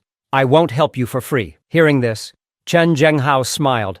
"Of course, I'll share some food with you." After saying that, he had a subordinate bring over a basin of chicken feet. However, seeing the food, Zhou Kier felt nauseated. Naturally, she knew what was in the basin. She immediately declared that she would rather die than eat such a thing. Chen Zhenghao on the side gave a lecherous smile. "I can't bear to see you die." He knew how important it was to have a doctor by his side in this post-apocalyptic world. After saying that, Chen Zhenghao reached out to touch Zhou Kier's cheek. "I will save you for the last." Seeing this, Zhou Kier quickly slapped his hand away and turned around to leave, but was stopped by the two subordinates behind her. "Why is Dr. Zhou in such a hurry to leave? You must stay here until my wound heals." Then Chen Zhenghao began to discuss plans with his subordinates. Ever since I issued a bounty, Zhou Kier, who heard their conversation, immediately got up pretending to go to the bathroom, but actually, she was telling me their conversation in the bathroom. I told her to stay there and keep observing. Soon the door of Glasses Man's house next door to me was knocked on, and then Chen Zhenghao and his men swaggered in. Knowing that they were going to live here, the couple of Glasses Man didn't dare to say more. Fortunately, they had already hidden the remaining food on their bodies. There were so many empty rooms in this building, any one of them would be suitable to live in. Just at this moment, two subordinates landed a blow on the back of the couple's heads, and in no time the couple fell in a pool of blood. Chen Zhenghao, standing to one side, gave a cruel smile. "I'm doing this for their own good. The weather is so cold, they would freeze to death sooner or later if they go out. Moreover, we have to store some food, don't we, Dr. Zhou?" At this time, in Wang Min's house, the three Glasses men lay on the sofa, wailing incessantly. Ever since their last unsuccessful attack on my house, their plan to forcibly take medicine had also failed. Now, without the treatment of antibiotics and other drugs, their wounds had started to fester. A disgusting stench wafted through the entire hall. Seeing this, Glasses Man was shocked. He had just graduated and was looking for a job. He didn't want to die so soon. The wounds of Zhou Peng and the others were in the same condition. If it were just a simple scratch, it would be okay. But alas, they were wounded by my rusty arrows. Without the use of antibiotics, their wounds would only get worse. At this moment, Zhou Peng ran to Wang Min. "Can you please plead with Zhang Yi for us again? Otherwise, we're all going to die." But Wang Min waved his hand. "I'm out of ideas. Zhang Yi is not easily persuaded." On the other side, after the bounty was put on Chen Zhenghao, he had begun to feel restless. He even feared that he would be ambushed by his subordinates in the middle of the night. So, he used meat and a pistol to threaten some residents to join his camp. Hearing that there was food, many people willingly joined. Seeing this scene from the surveillance, I couldn't help but laugh. Even if you have many people in your camp, Chen Zhenghao, what do you think they will do when there's no food left? Then I picked up the phone to call Zhou Qier, asking her about the situation on her side. I could only hear Zhou Qier nervously answering, "Chen Zhenghao's group has gone crazy. The existing food has been eaten up. They are preparing to start robbing houses. In these few days, many neighbors have already become their feces." Then she pleaded, "Can you save me? I haven't eaten anything for 2 days.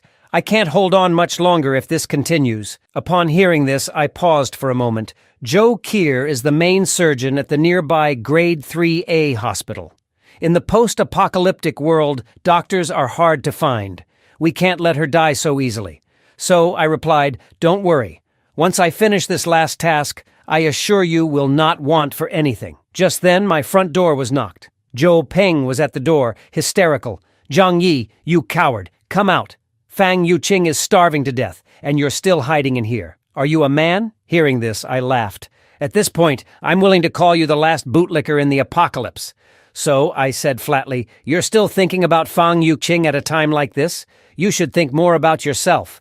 Given your current situation, the tetanus bacteria has spread all over your body. Even if I gave you antibiotics, it would be useless. I remember you've been a bootlicker for so many years. I don't think you've ever even held Fang Yuqing's hand, have you? Instead of waiting here to die, you might as well do what you want to do." Hearing this, Zhou Peng suddenly realized. He struggled to get up, staggering back up the stairs. After returning home, Zhou Peng rushed into Fang Yuqing's room, kneeling down before her with a thud. Seeing Zhou Peng in this state, Fang Yuqing was instantly scared into screaming, "Zhou Peng, what are you doing?" Zhou Peng, his eyes bloodshot, stared at her intently. "Fang Yuqing, will you marry me?" Fang Yuqing frowned. Disgust filled her eyes. She instinctively pinched her nose. "I won't." She shoved Zhou Peng to one side, bitterly saying, "Get out of here, you're about to die. You stink, I have to go find Zhang Yi. Who do you think you are? You're not even a spare tire in my book." Zhou Peng broke down. He had given so much for Fang Yuqing, even his own life was at stake. But Fang Yuqing never had a heartbeat for him from beginning to end. In desperation, Zhou Peng grabbed Fang Yuqing's neck tightly, shrieking hysterically, "You love me. I'm going to die soon. Let's go to hell together forever." Seeing this, Fang Yuqing fearfully slapped Zhou Peng. "No. Get away from me. You smell so bad, disgusting.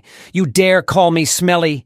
Isn't it because of you that I ended up like this?" Fang Yuqing, her face turning purple from Zhou Peng's grip, struggled desperately. "Who's to blame if you're useless?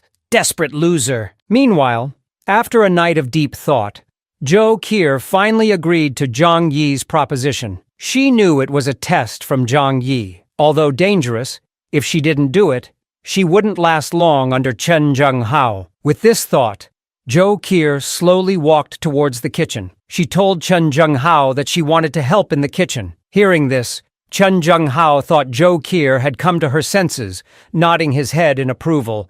"That's best. I knew you couldn't resist. You still have some use for me now." Zhou Qier turned her head back and returned to her usual aloof demeanor. She slowly said, "I don't want to die. I want to live." Hearing this, Chen Zhenghao finally relaxed. He waved his hand nonchalantly and let Zhou Qier into the kitchen to help. Once inside, Zhou Qier picked up an axe and started to chop wood for the fire. Energy is scarce these days. Cooking can only be done by burning furniture. Although she had agreed to Zhang Yi's terms, she couldn't help but feel a bit hesitant about this kind of meat. After a while, a little brother asked Joe Kier to watch the fire. Don't let it go out. Then he turned and left to prepare the ingredients. Seeing this, Joe Kier knew her chance had come. First, she pulled out a small bottle from her pocket, poured all the liquid inside into the pot. Then, fighting the nausea in her stomach, she carefully stirred the pot. At mealtime, she served everyone a large bowl of meat soup. Chen Zhenghao, looking at the steaming meat soup in his bowl, smiled. I never thought the day would come when Dr. Zhou would join us. In order to gain their trust, Joe Kier also served herself a bowl of soup and quietly went back to her room. They had no idea that Joe Kier had drugged the meat soup. Back in her room, Joe Kier waited silently for the drug to take effect. She had put most of a bottle of sleeping pills in the pot. These sleeping pills work quickly. Just one pill can put someone into a deep sleep in 30 minutes. Now all she had to do was wait and pray that Chen Zhenghao wouldn't notice she had tampered with the soup. In no time, Chen Zhenghao and the others fell asleep on the sofa. Seeing this, Joe Kier knew the drug had taken effect. She took a deep breath and immediately messaged Zhang Yi. I've given them a large dose of sleeping pills. They've all passed out. What are you planning to do next? Zhang Yi replied flatly. Drag them to the balcony. Seeing that Chen Zhenghao and his group were all here, I immediately let out a cold sneer. You guys finally fell into my hands, huh? Joe Kier saw me smirking on the other side and nervously asked, Do you plan to kill them all? Hearing this, I smiled and directly tossed a hemp rope over. You guessed wrong. The one to take action is you, not me. Now find the gun on Chen Zhenghao and throw it to me. Then tie them all to this railing. Upon hearing this, Joe Kier hesitated. If she was really to kill, she didn't know if she could do it. Before she could think more, I pointed a handgun directly at her. You only have this one chance, miss it, and it won't come again. Seeing that I wasn't joking, Joe Kier had no choice but to follow my instructions and tie up Chen Zhenghao and his group. Then she found that ostentatious handgun on Chen Zhenghao. Just then, I pointed the handgun directly at Joe Kier's head, took out the gun's magazine, and then threw it over. Hearing this, Joe Kier looked hesitant. How do I know you won't suddenly turn against me? But I just laughed. Do you have any other options now? In such extreme weather, you won't last long without my help. Upon hearing this, Joe Kier had no choice but to remove the magazine according to my instructions. And then she threw the handgun to me. After receiving the gun, I carefully examined it. Confirming that it was the same one Chen Zhenghao had used before, I turned and went back to the room. Next, I took out a water pipe and opened the valve, spraying it directly at Chen Zhenghao's group. Joe Kier was shocked to see this. This way of turning people into ice lollies was utterly cruel. Chen Zhenghao, who was sleeping soundly, was frozen awake on the spot. The few underlings next to him were also screaming from the negative 100-degree cold water. Looking at his bound hands and feet, Chen Zhenghao realized that he had been drugged. Immediately, he twisted his head to look at me. Zhang Yi, you are so despicable. Hearing this, I just laughed. You dare to call me despicable? It's time to send you guys on your way. With that, I opened the valve again. The next second, a thick column of water sprayed directly at several people. In such extreme cold, no one can withstand negative 100-degree water for 3 minutes. Sure enough, Chen Zhenghao and his group on the other side had already been frozen into ice lollies. Just at that moment, Joe Kier received my call. You've done a good job. You've passed the test. After hanging up the call, Joe Kier collapsed on the ground.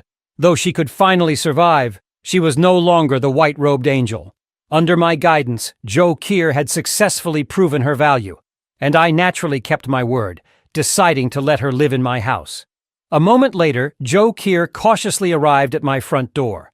Although I could see from the surveillance that she didn't carry any dangerous items, I didn't dare to be careless, so I picked up the handgun, pointed it at the door, and said coldly, "The door's not locked. You can come in." Upon hearing this, Joe Kier nervously pushed open the heavy steel door. Seeing her enter, I immediately locked the door, and Joe Kier collapsed directly on the floor. At this moment, a long-lost sense of warmth was filling her body. Joe Kier knew that I was living a decent life, but she didn't expect it to be this good. Apart from ample food, there was even a heating fireplace. Compared to the -100-degree weather outside, this was a warm paradise. But just as she was about to lose herself in this comfort, I put the gun directly to her back. "Dr. Joe, don't rush to enjoy. You don't think you've passed my test that easily, do you? Now you need to do one last thing. That is to prove to me you're not dangerous.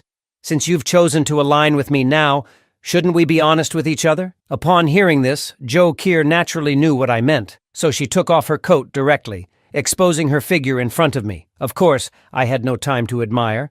Seeing that she had no hidden dangerous weapons, I handed her a bath towel. "You've worked hard these days. Go take a hot shower first.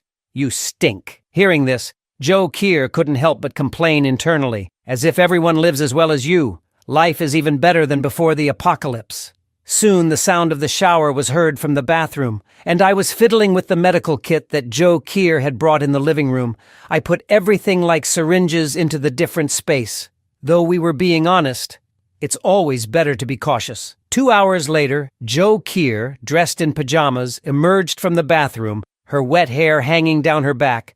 There was a thrilling beauty about her. I then patted the sofa next to me, indicating for her to sit down. Next, I picked up the hairdryer and began to blow-dry her hair. "I didn't let you live here because you're pretty, but because you're of some value to me. But you have to understand, this is my home. Allowing you to live here is a great favor, so it's best not to have any bad intentions. There's surveillance all over this room. Once I find you plotting against me, I'll have no qualms about killing you." Then I pointed to the room next door. "You'll live there from now on. Without my permission, you're not allowed to wander around." Hearing this, Joe Keir replied softly. She was very clear about the consequences of being thrown out by me. Then I continued, "Dr. Joe, you're a smart person. I hope you can do as you say. Of course, I won't treat you unfairly." At this point, I walked behind Joe Keir. "I'm about to reveal my biggest secret to you." Doing this was naturally to ensure Joe Keir's loyalty to me.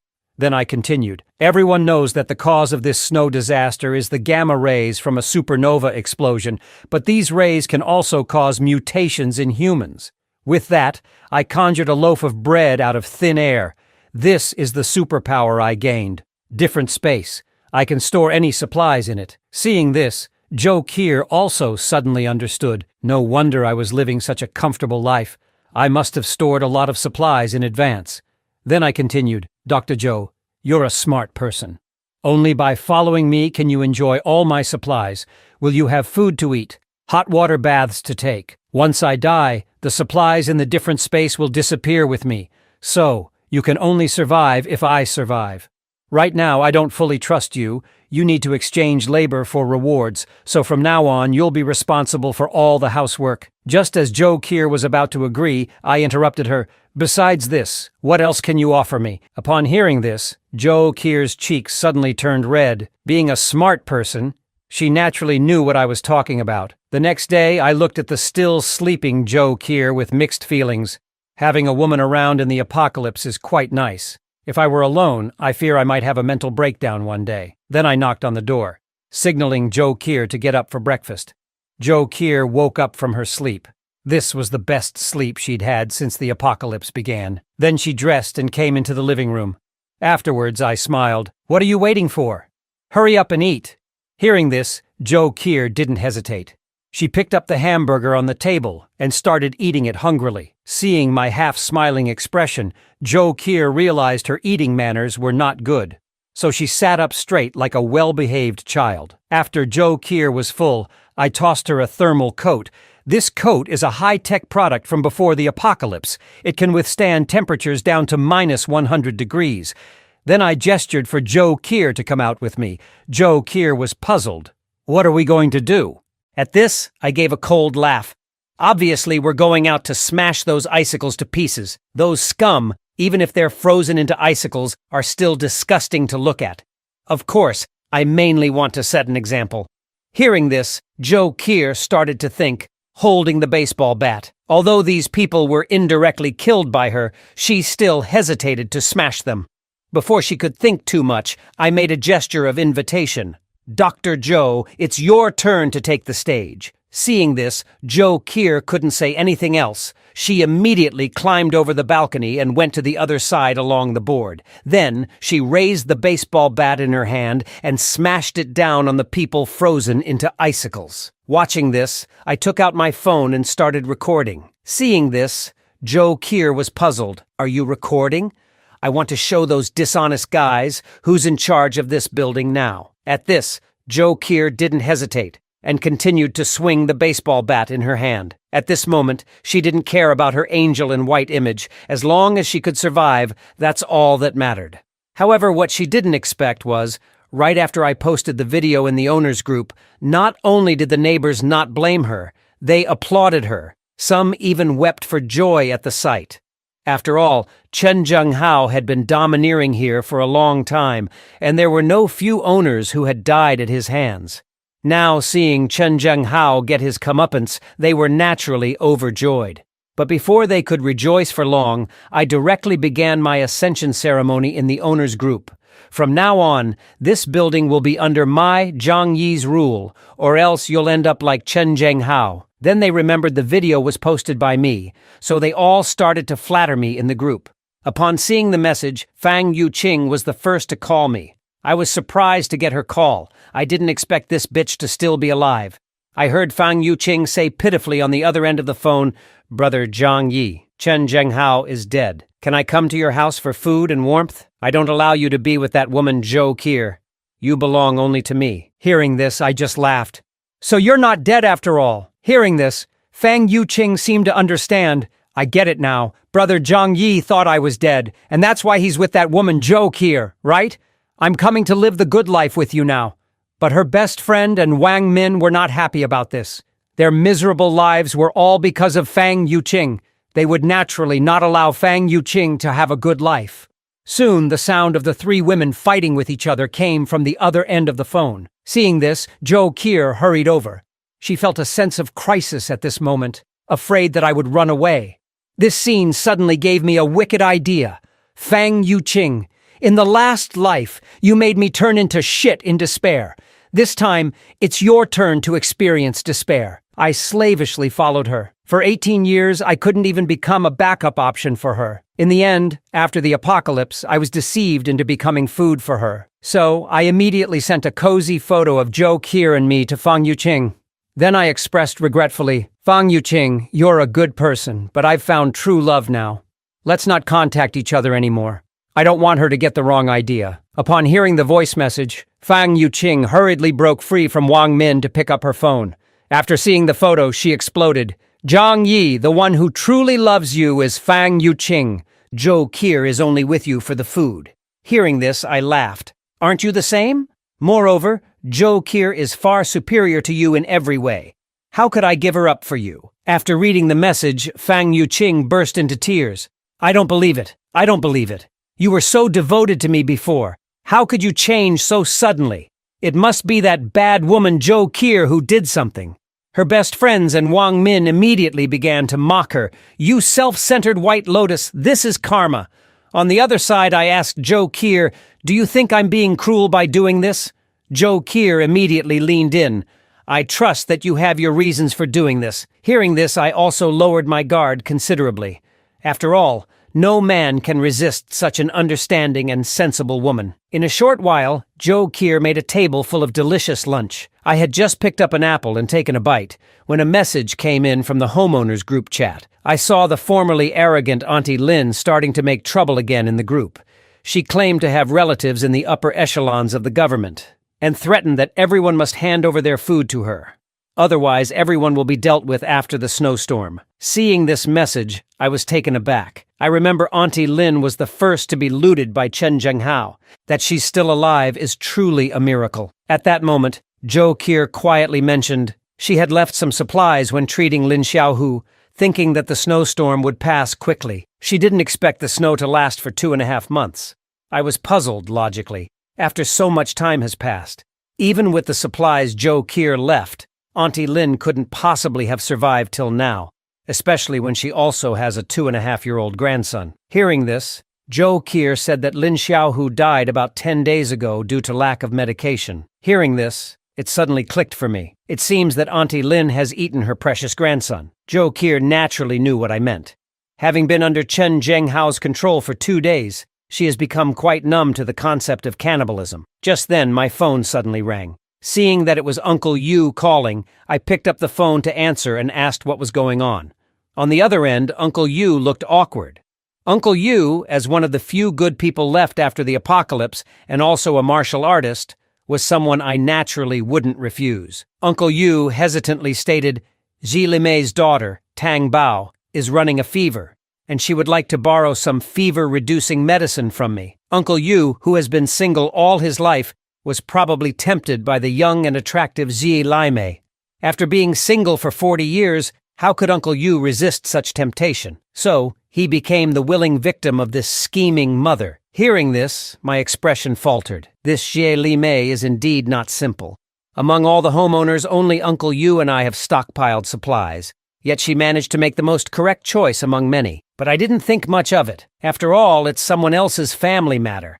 And this could be an opportunity to win over Uncle Yu for future use. So I smiled and said that I still have a few boxes of fever-reducing medicine and asked Uncle Yu to come pick it up later. Hearing this, Uncle Yu was overjoyed and profusely thanked me, even swearing that if I ever need his help in the future, he will do his best to assist me. At that moment, Zhou Qi leaned over and asked, Do you have a good relationship with Uncle Yu? I answered indifferently. People interact mainly for mutual benefit. Uncle Yu is a kind and honest person. Having him owe me a favor might be useful later on. Moreover, I don't want to see a retired soldier like him lose the last glimmer of his humanity in these apocalyptic times. Soon there was a knock on my door from Uncle Yu. Is little Zhang there? It's Yu Jiguang. Hearing this, I looked through the door's monitor. Unexpectedly, Zhi Limei also came along. She anxiously asked from outside the door, Our Tang Bao has a high fever. Zhang Yi, please help us. Before she even finished speaking, I tossed a box of fever-reducing medicine through the small door window. Give it to the child quickly. Don't waste any more time. Uncle Yu hurriedly picked up the medicine, then said with a look of gratitude, Zhang Yi, thank you so much. You've helped me out twice already in this apocalypse. Just then, Zhi Limei stepped forward and pleaded, Zhang Yi, do you have a heater? Could Tang Bao stay at your place for a while? We'll leave once she gets better. However, I saw through her little scheme immediately. You're probably wanting to take a mile when given an inch. So, I spoke calmly to those outside. Sorry, Miss C, these are special times, and I can't easily let outsiders in. Plus, we're almost out of coal. We're even resorting to wearing 8 down jackets each to keep warm. At that moment, Uncle Yu quickly intervened to smooth things over. Zhang Yi has already done us a big favor. Let's not make things difficult for him. However, Zhi Limei began to emotionally manipulate the situation. Zhang Yi, please consider it for Uncle Yu's sake, and for the sake of the child being so young. Let us stay at your place for a short time. Hearing this, my expression instantly darkened. I thought to myself, what a master manipulator this Zhi Limei is. She survived for quite some time in the previous apocalyptic world by exploiting people's sympathies. But this trick will only work on honest people like Uncle Yu. So I calmly replied, if this were before the apocalypse, Miss C, I'd have no problem letting you and your entire village stay. But now it's the end times, and all the tenants in the building want to take over my place. I hope you understand. However, Zhi Limei wasn't giving up. You let Zhou Qi stay, didn't you? If she can stay, why can't we? Hearing this, I chuckled. Zhou Qi is my girlfriend.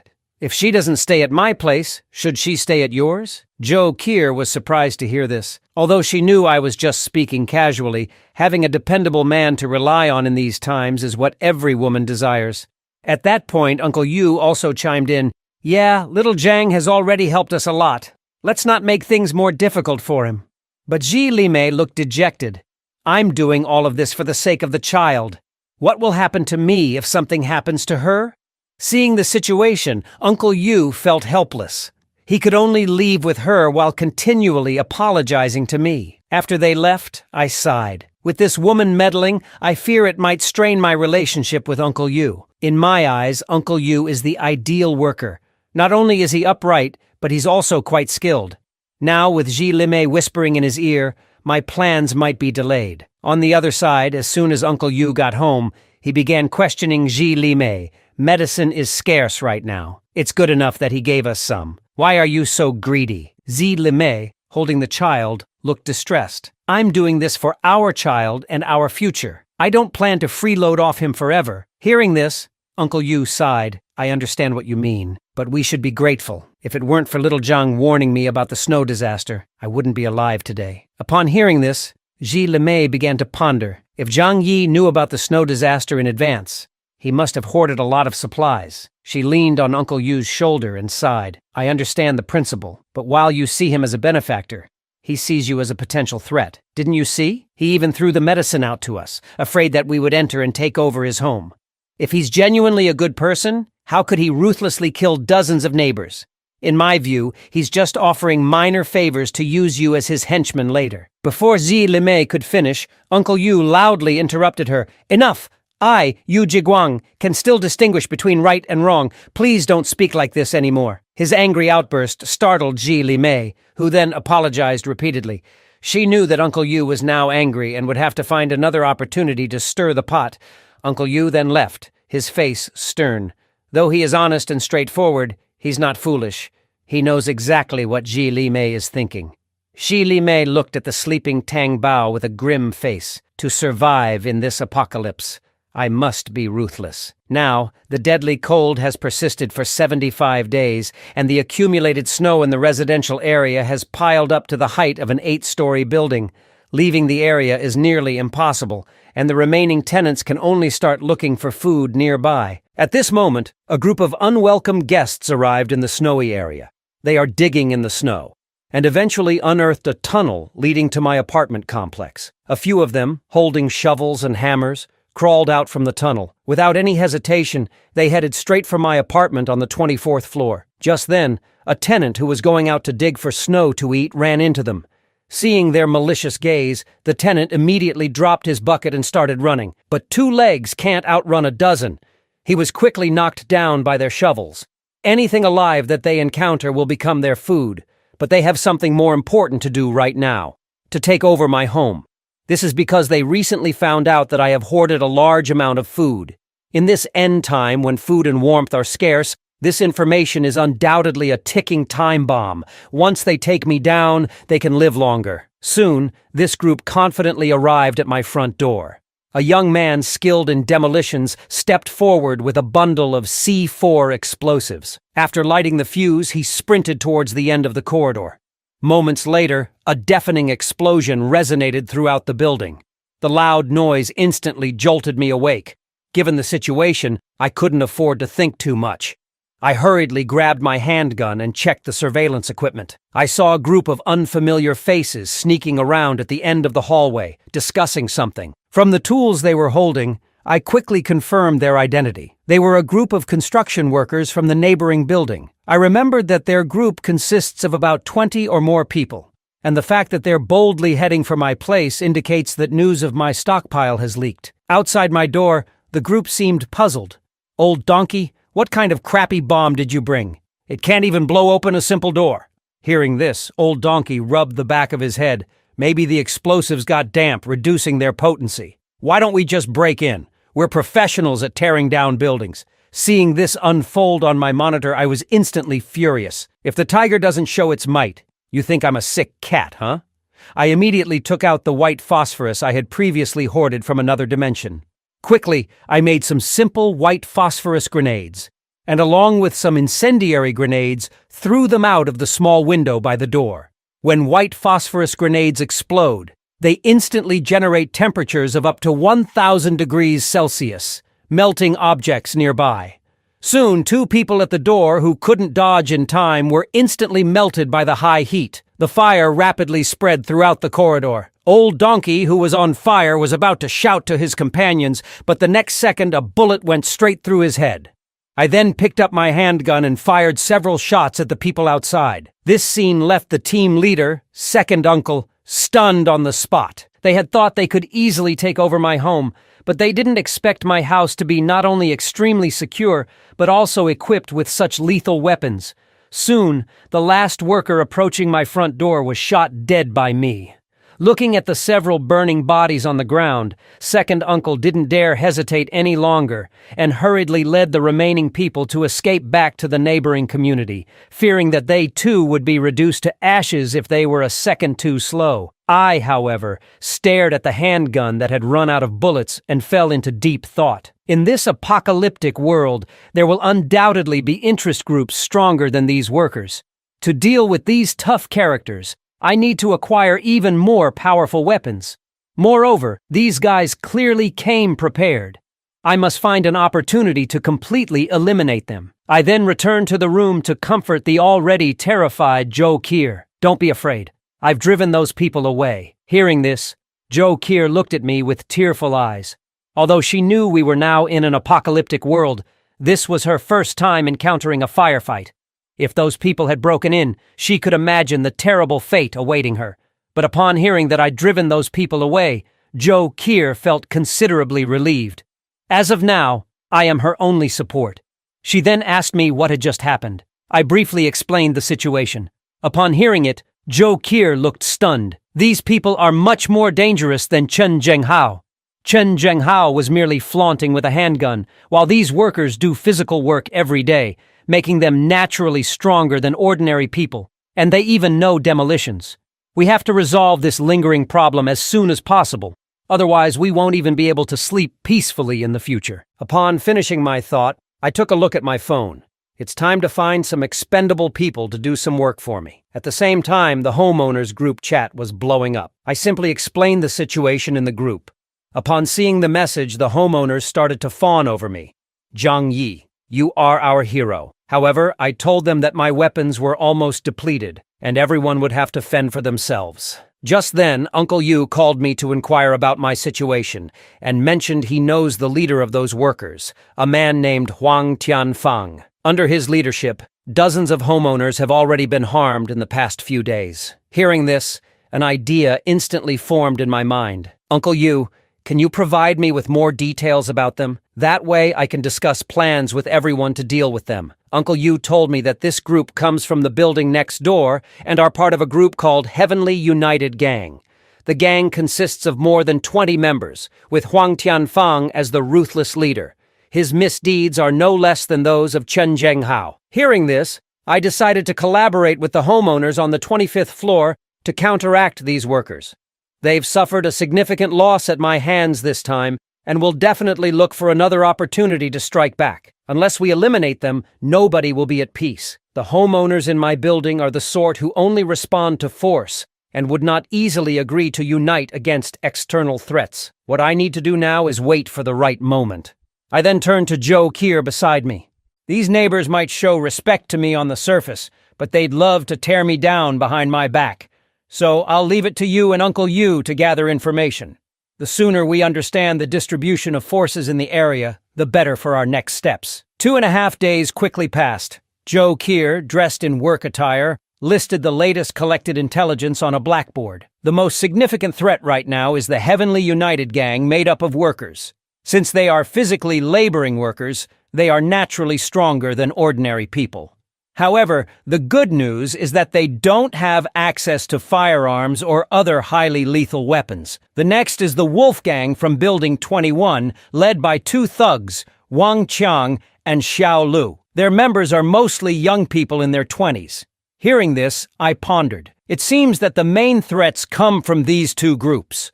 Homeowners in the other buildings have already diminished their numbers through infighting, so they should not pose a threat to me. I then instructed Joe Kier to continue gathering information, emphasizing the importance of confirming whether they possess firearms or other weapons. On the other side, Huang Tianfang led the Heavenly United Gang back again. However, this time they didn't choose to directly attack my home, but decided to deal with the surrounding neighbors first. They said that if I don't come out, they'll eliminate all the other homeowners in Building 25. As expected, his words quickly ignited a strong reaction from all the homeowners in the building. Zhang Yi, you're the one who caused all this trouble. Why should we have to bear it? If you have any conscience left, you'd step up now. Seeing the message, I couldn't help but laugh. These people never change, do they? I replied with a smile. You guys can't resist them, so why should I go out and get myself killed? You think you're the only ones with thick skin? What does this have to do with me? This instantly infuriated a few of my neighbors. Zhang Yi, did a dog eat your conscience? Your house is safe as a turtle shell, have you thought about us? Seeing this, I was immediately enraged. These idiots really don't know the meaning of the word death.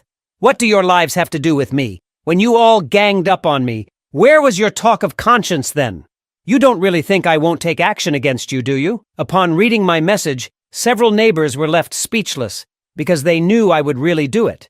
They initially thought they would survive after Chen Zhenghao's death, but now a more ruthless Heavenly United gang has arrived. If things continue this way, there'll be fertilizer long before the snowstorm ends. Looking at my neighbors who were on the verge of despair, I dialed Uncle Yu with a smile. Uncle Yu, it's your turn to perform. After a long silence, Uncle Yu suddenly spoke in the group chat. Don't be afraid, everyone. The Heavenly United gang is at most 20+ people.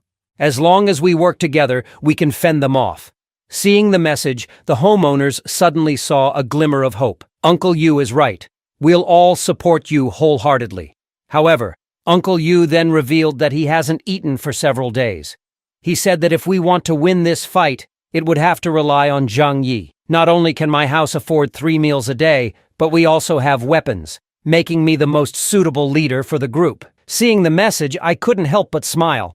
I didn't expect Uncle Yu, this seemingly honest man, to be quite skilled at manipulating people. Soon Uncle Yu sent me a private message, asking what we should do next. Seeing that the timing was about right, I told Uncle Yu to keep supporting me in the chat. I must seize this opportunity to make everyone listen to me. Only then can our building be safe in the future. Then, I coldly stated in the homeowners group chat, I'm willing to talk more with you all only because of Uncle Yu. I can help, but under one condition. You all have to listen to me. No sneaky moves behind my back. Hearing this, many homeowners quickly responded, as long as you're not sending us to our deaths, we'll do whatever you say, Zhang Yi. Of course, I didn't believe these people would be so cooperative. I immediately replied, I won't send you to your deaths, but I will need you to take up arms against the Heavenly United gang. Can you do that? The chat went silent. What's the difference between this and sending us to die? Seeing that no one was responding, I laughed. So you all want me to go out there and risk my life alone, is it? Joe Kier, who was standing beside me, was also speechless at these cowardly neighbors. I continued in the group chat, if that's the case, there's no need for further discussion. You can wait for the Heavenly United gang to take you out one by one. My front door is made of steel, so I'm not worried. Seeing this, Uncle Yu hurriedly supported me in the group chat. If we continue like this, we're all doomed. Instead of waiting to be slaughtered, why not fight together for a chance at survival? Hearing this, the homeowners realized the severity of the situation. Uncle Yu is right. We might as well give it our all. Seeing that all the homeowners had no objections, I immediately stated, from now on, everyone must follow my instructions.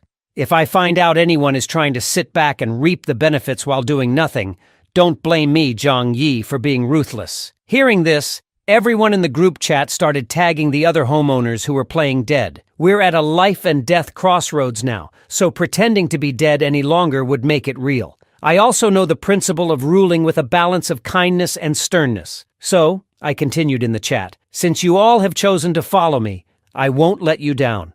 As long as you listen to my orders, I will go out and find supplies for you. To hold the building, they need at least basic combat capabilities. And luckily, I have already prepared some snowmobiles.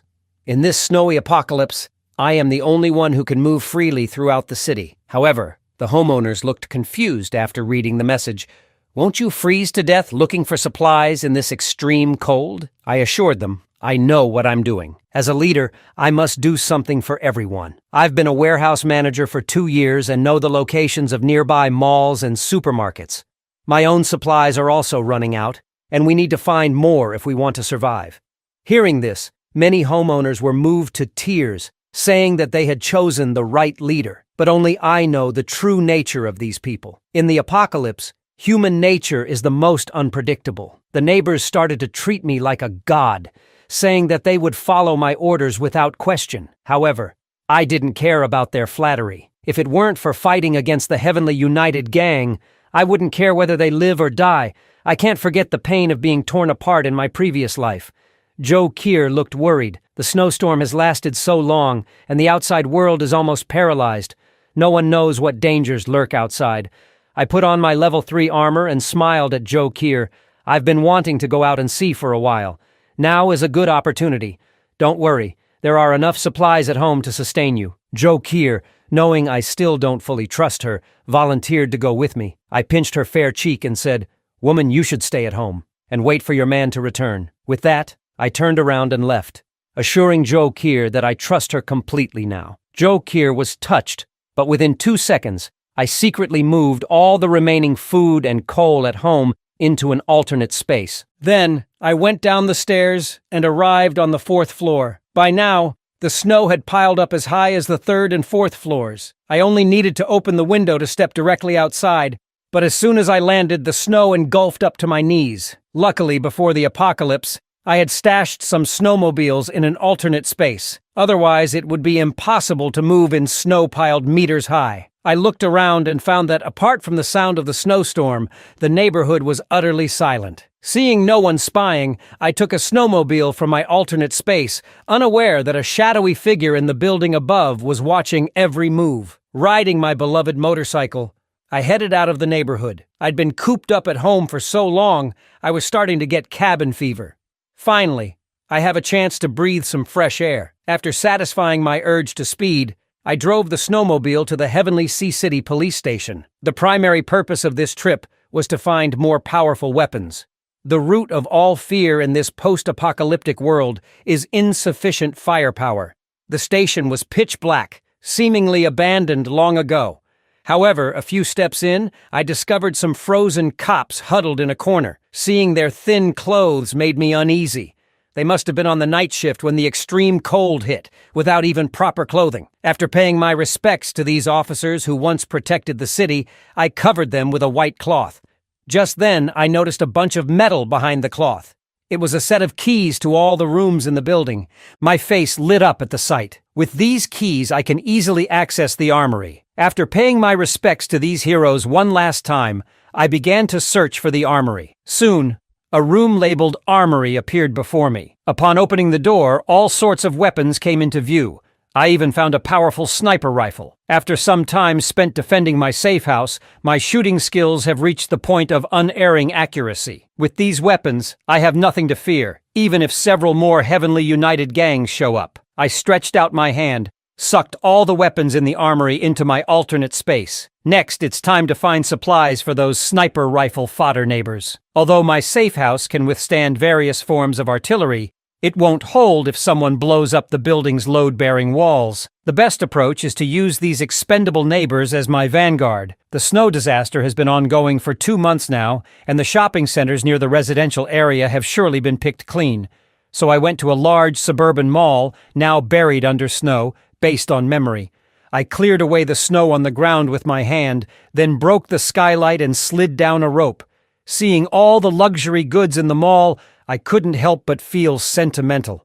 Before the apocalypse, it would take 2 months of salary without eating or drinking to afford just one item. Now, these luxury goods have become worthless debris. After storing some useful supplies in my alternate space, I went to the supermarket on the underground floor. Due to the extreme cold, the fruits inside have all frozen and spoiled. Some meat, though not rotten, had also frozen into zombie-like consistency. I picked out some still edible food and stuffed it into my bags. I wouldn't even want these items if they were given to me for free, but they'll suffice for dealing with the neighbors. Soon, I returned to the neighborhood with 2 large bags of supplies, and this scene was seen by a few members of the Heavenly United gang in the building next door. Seeing my snowmobile, Huang Tianfang's eyes immediately lit up. With such a vehicle, he could also easily go outside to find supplies in the future. The snowmobile's roar also attracted a crowd of neighbors, though greed was the prevalent emotion in their eyes. Uncle Yu, surprised, saw me carrying 2 large bags of supplies and said, "Little Zhang, you actually found this much in one go?" I sighed. With the snowstorm going on for so long, the local supermarkets have been emptied. Otherwise, I would have brought back even more. Despite the supplies being spoiled by the cold, it was enough to make all the neighbors drool. Seeing their eyes filled with eager anticipation, I immediately took out my handgun and warned, I went through hell and high water to find these. I hope you appreciate that." Hearing this, Uncle Yu caught on and shouted, "Zhang Yi has brought us hope for survival. Shouldn't we thank him?" After that, he led the crowd in chanting, "Long live Zhang Yi." Seeing everyone chanting my name, I knew it was time for me to make a statement. I had Joe Keir pour out all the supplies I had found, and then I looked at everyone and said sternly, "Since you've all chosen to follow me, I won't let you down. But this is the most dangerous moment, and I, Zhang Yi, will not keep idlers. If you eat these supplies, you must pick up arms against the Heavenly United Gang." Just then, members of the Heavenly United Gang arrived at our building armed and shouted, "Hand over the food, or don't blame us for being rude." Seeing this, I knew the opportunity to test these neighbors had arrived. I pointed at the Heavenly United Gang members outside and said coldly, "Anyone who can take down one of them will be rewarded with 5 people's worth of food." Hearing this, the neighbors hesitated for a moment. But seeing only 10 members of the Heavenly United Gang outside, and considering they were a group of several dozen, they felt emboldened. So the neighbors, as if injected with chicken blood, armed themselves with pots and pans and charged. Seeing this, the Heavenly United Gang members were stunned. These usually cowardly people, how come they are so brave today? Soon, both groups were fighting fiercely in the snow. For the sake of food, everyone was seeing red. And even if they were injured multiple times, they felt no pain.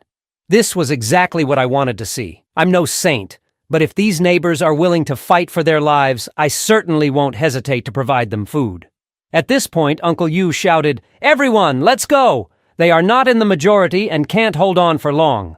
With the addition of Uncle Yu, a retired soldier, the battle quickly turned one-sided. Seeing they were no match, the remaining Heavenly United Gang members fled towards their building without looking back. Witnessing this, all the neighbors picked up their weapons and cheered.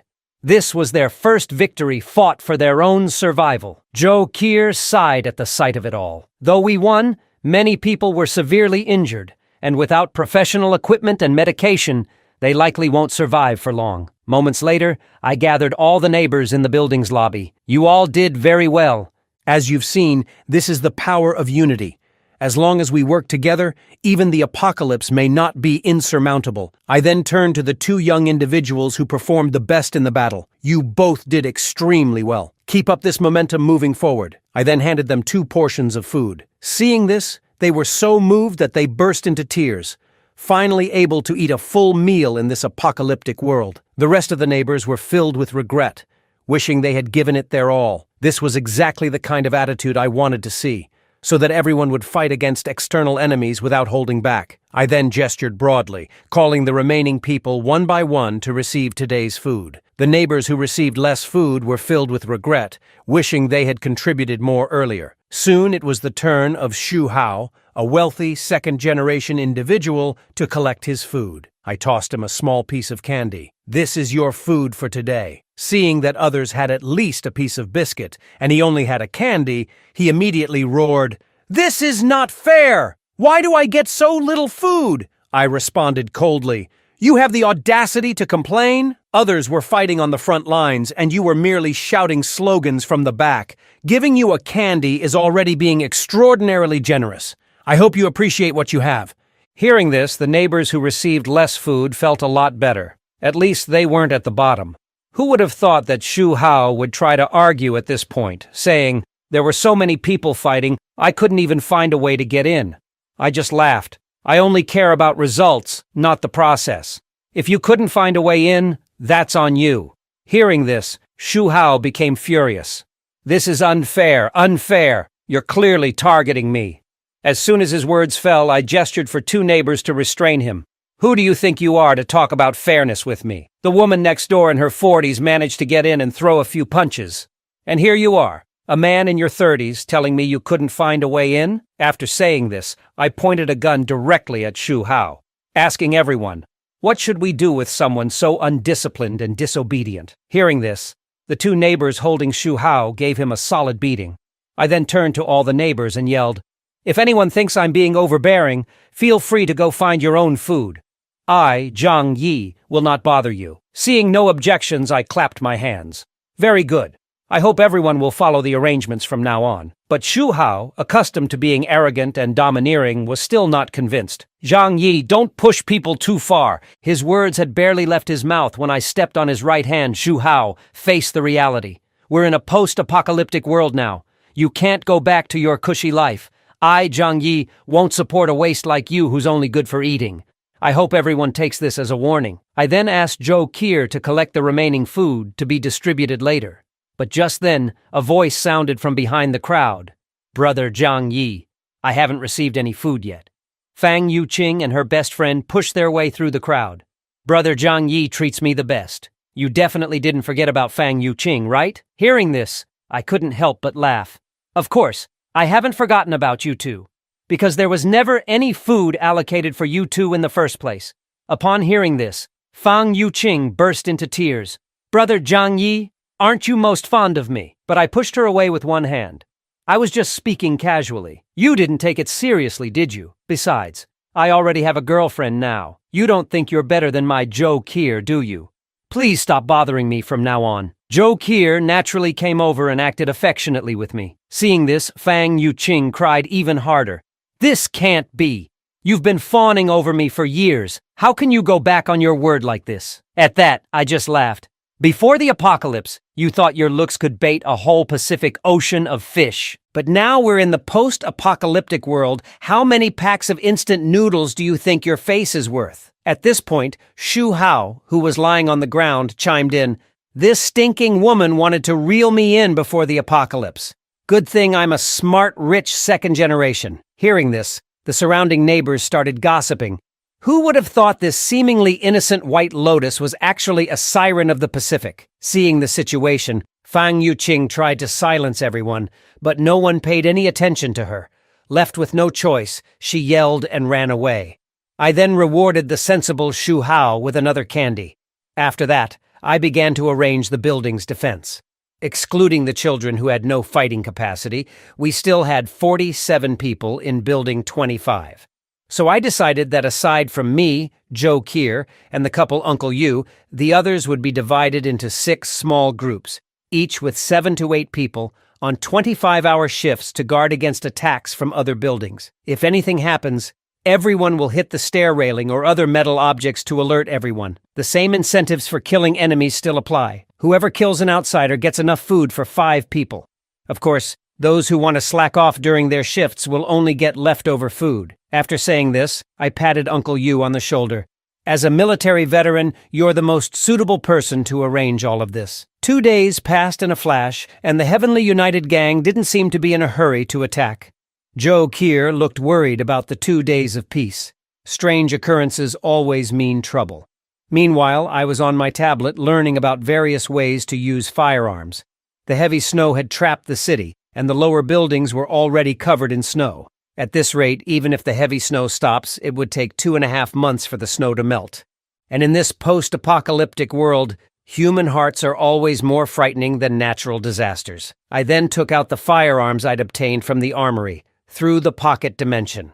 Human hearts may be frightening, but as long as I have enough firepower, I'm not afraid of any number of enemies. And it even has an 8-power scope for observing the situation in the community. Then I took the sniper rifle to the balcony, ready to practice my rusty shooting skills. But at that moment, 2 figures appeared in my 8-power scope. Seeing this, a cold smile appeared on my lips. The Heavenly United Gang's bastards finally couldn't help themselves.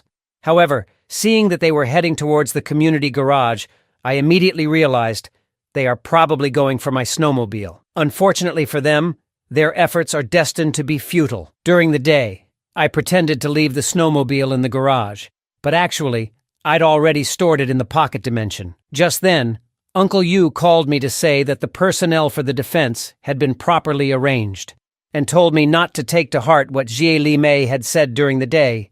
She's just a bit talkative. At this, I chuckled. I won't hold grudges against a woman over such things.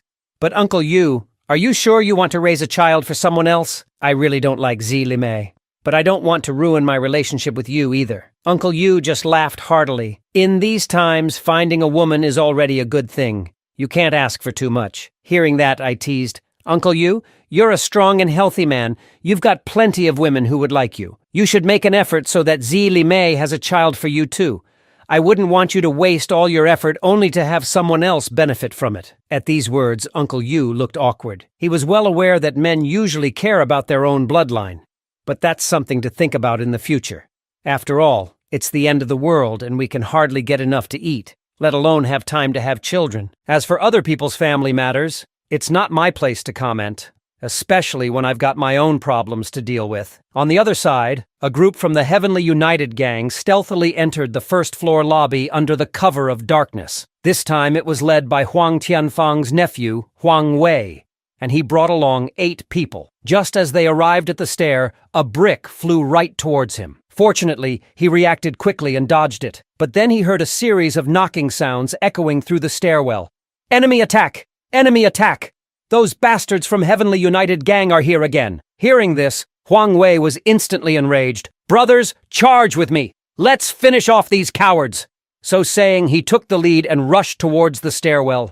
Little did he know that under my reward policy, the neighbors on duty were as motivated as if they'd been injected with adrenaline. Within moments, they'd taken down several people from the Heavenly United Gang. Seeing how fierce these neighbors were, Huang Wei immediately yelled for the remaining people to retreat. Watching the Heavenly United Gang members fleeing in disarray, the neighbors didn't plan on pursuing them. The snowstorm outside was too severe, and it would be dangerous if they were ambushed. The knocking sounds in the stairwell also woke me up from my sleep. These guys really know how to pick their timing. Just then, a thought suddenly sprang to my mind. Finally, I have a chance to practice my shooting skills.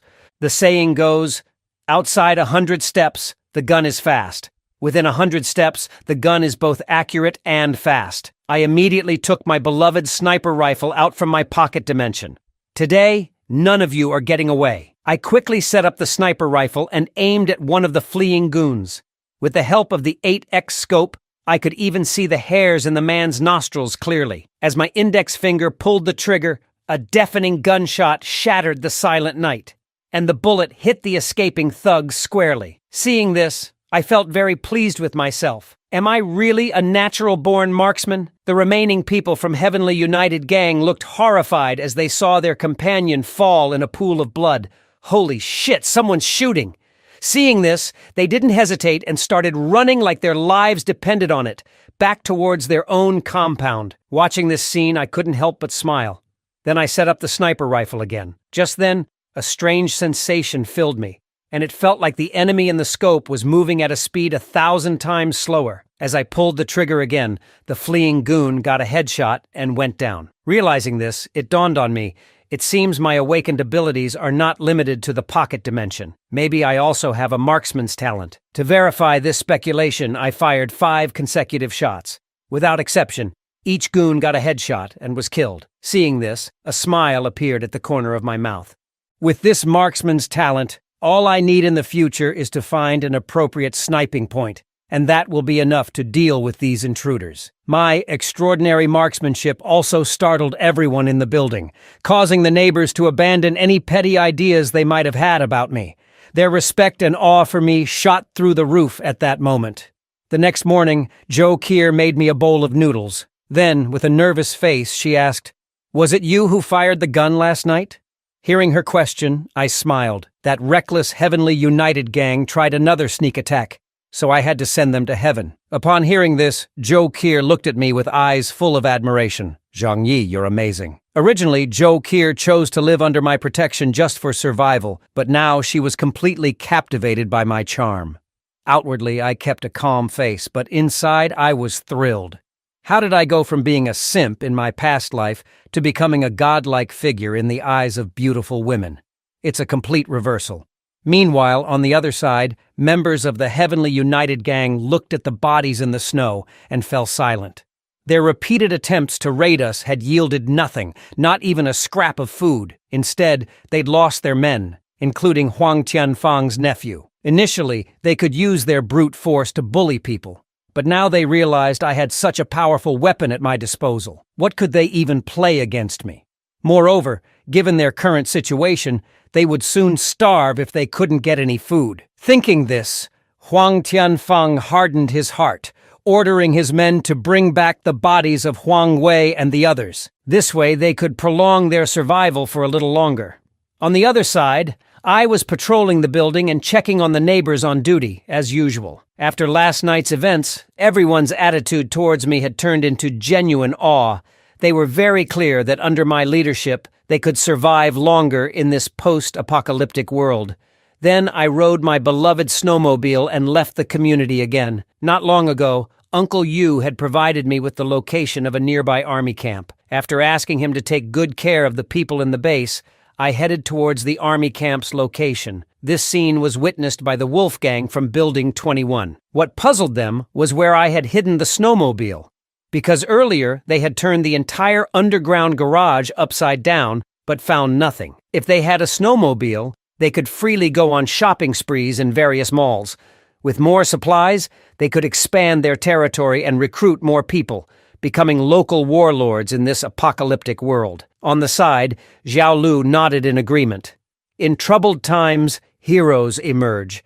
Now is the perfect time for us brothers to take the throne. Thinking of this, Wang Qiang's eyes were bloodshot. We must get our hands on that snowmobile. On the other hand, I rode my snowmobile, galloping through the snow. Before going to the army camp, I decided to first scavenge the materials around the city. Heavy snow had been falling for 3 months now, and some small shops were already buried. To get supplies, I could only look for a few independent large supermarkets in the city. Then I remembered the Walmart South warehouse where I used to work. Though the largest warehouse had been emptied by me before the apocalypse, there were still several smaller ones nearby, which were sure to have useful supplies. Soon, I drove to Walmart's South warehouse. Products from hundreds of groups throughout Heavenly Sea City were concentrated here. If I took all the supplies back, it would be enough to sustain thousands of people. However, when I broke the skylight, I discovered that most of the supplies had already been moved before the snow disaster. Still, I went down through the skylight to see if there was anything left. Quickly, I found several heavy-duty trucks and a bunch of luxury sports cars inside. Although they seemed useless now, who knows if they might come in handy for showing off later. Then, I went on to scavenge some useful supplies from a few other warehouses. Afterward, I drove to the gas station. I definitely need to use the snowmobile as my daily means of transportation, so I may not have enough fuel in the future. To my surprise, the gas station was so covered in snow that only a signpost remained visible. This is problematic. If only I had an excavator right now. Thinking this, I suddenly stood up from the snow. Didn't I put a few excavators into my alternate space earlier? Immediately, I took out an excavator from my alternate space. The snow had not yet formed a hard ice layer, so digging out the gas station would be easy. Fortunately, I had experience driving forklifts in the warehouse before, so operating this wouldn't be an issue. Then I started digging towards the gas station with the excavator. After digging for 2 hours, a clear metallic clang came from the shovel, and the gas station's large roof platform gradually began to appear. Next, I went inside the gas station to find the fuel storage. Generally, fuel storage for gas stations is underground. I then found the basement door and pried it open with a crowbar. However, before entering, I quickly removed any static electricity from my body to prevent accidents. Soon, several large fuel tanks appeared before my eyes. With these fuel reserves, I can gallop through the snow again in the future. I then dismantled the hose on top of the fuel tanks and used plastic wrap to seal the opening of the tanks to prevent gasoline leakage. Just as I was about to put the entire fuel tank into my alternate space, I suddenly realized something very important. Under these meters-thick layers of snow, almost everyone was practically immobile. But not me. In addition to freely traversing the snowy landscape, I also had several excavators with me. That is to say, all the resources buried under the heavy snow were now essentially at my disposal. After storing the gas station's fuel into my alternate space, it was already 8 o'clock in the evening. So, I decided to rest here for the night and visit the army camp that Uncle Yu had mentioned during the day. Meanwhile, back in the residential area, a neighbor's child had a high fever reaching 40 degrees Celsius. At this, Jo Kier looked helpless because her medicine box no longer had any emergency medications. Just then, Uncle Yu came over with a box of children's fever medicine. This is the fever medicine that Zhang Yi provided before. There's a little left. Let's use it for the child." He then patted the shoulder of the neighbor. "Don't worry. When Zhang Yi comes back this time, I'm sure life will get better for everyone." With Uncle Yu's fever medicine, the child's high fever finally subsided. However, Zhou Qier reminded the mother to pay close attention to her baby's condition, as infants are highly susceptible to illness in this extreme cold weather. After giving her advice, Zhou Qier and Uncle Yu began their routine patrol. They had barely taken a few steps when a woman's scream came from behind them. Auntie Lin from the neighborhood committee was seen lunging at the child in the mother's arms with a small knife, shouting, "My grandson is dead. Your children shouldn't be allowed to live either." Out of maternal instinct, the mother immediately turned to block the knife. Seeing this, Zhou Qier quickly caught the baby, who slipped from the mother's arms, and the mother, entrusting her child to Zhou Qier, collapsed in a pool of blood. At this moment, Auntie Lin pointed at Zhou Qier and yelled, "It's all you heartless people who killed my little Hu! None of you will get away!" Seeing Auntie Lin, who was now entirely unhinged, Zhou Qier knew that talking wouldn't help. She immediately ran towards the stairwell while holding the child, but was caught by Auntie Lin, who grabbed her ankle. Auntie Lin ranted with her knife in hand, "Especially you, Dr. Zhou. You deserve to die for not saving little Hu." Just as she was about to stab Zhou Qier, Uncle Yu appeared in the nick of time and kicked Auntie Lin to the ground. He was cut by the knife on his left hand, but seeing that Zhou Qier was unharmed, he felt relieved. If anything had happened to Zhou Qier, he wouldn't have the face to explain it to me. By this time, Auntie Lin had completely lost her sanity, biting anyone she could get her hands on. "You Jiguang, you coward! It's your fault for not killing Chen Zhenghao. You owe little Hu a life too," she yelled. She then turned to the neighbors who were watching. "All of you deserve to die, and that Zhang Yi deserves to die too for not sending medicine to my little Hu." Hearing this, Uncle Yu instantly became furious. If it weren't for Zhang Yi taking out Chen Zhenghao, none of us might have survived until now. It's not your turn, you mad dog, to be biting people here. At this point, Zhou Qier stepped forward and said, "Zhang Yi did send medicine for you, but by the time I delivered it, it was already too late. Your precious grandson had already been turned into a pot of rice porridge by you." Upon hearing these words, Auntie Lin fell into another frenzy, shouting, "It's impossible! It's impossible!" Two neighbors stepped forward to mock her. "Today we finally see what loving someone too much to even put them in your mouth really means. You always claim to adore your precious grandson, yet this is the extent of your love? You, who have committed countless evils, let us send you on your way." With that, one of the neighbors ignited a lighter, letting Auntie Lin feel some warmth before her death. Meanwhile, on the other side, I yawned as I walked out of the tent. It was time to head to the army camp. Following the guidance of the retired soldier, Uncle Yu, I rode my snowmobile to the nearby military camp. I then took out an excavator from my pocket dimension. With the experience from digging out the gas station last time, I got to work smoothly. Soon enough, I had uncovered the entrance to the camp's dormitories. What puzzled me was that the camp was completely empty. Given how sudden the snow disaster was, and considering the remote location of the camp, as well as the lack of transportation, the military should not have been able to evacuate in time.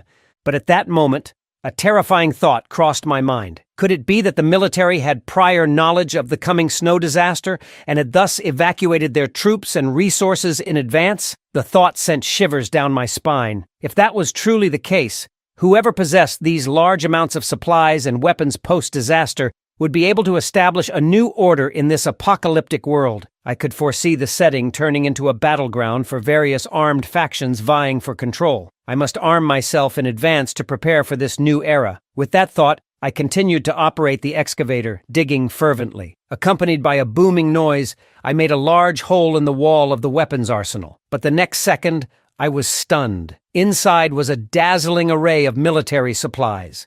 Aside from tons of various types of firearms and bullets, there were several large boxes of hand grenades. I came in expecting to find some scraps, but ended up with a massive haul. However, tanks and some heavy armored vehicles were not there. Could it be that the military had simply gone out on a mission and took only a portion of the weapons? I didn't dwell on it. What I had gathered was more than enough for now. If I needed to replenish my firepower later on, I could just go to another military camp to scavenge. After storing all the military supplies in my pocket dimension, I rode my snowmobile back home. However, the neighbors noticed that I returned empty-handed and immediately started to accuse me. Zhang Yi, you've been out for 2 days and you couldn't find any food?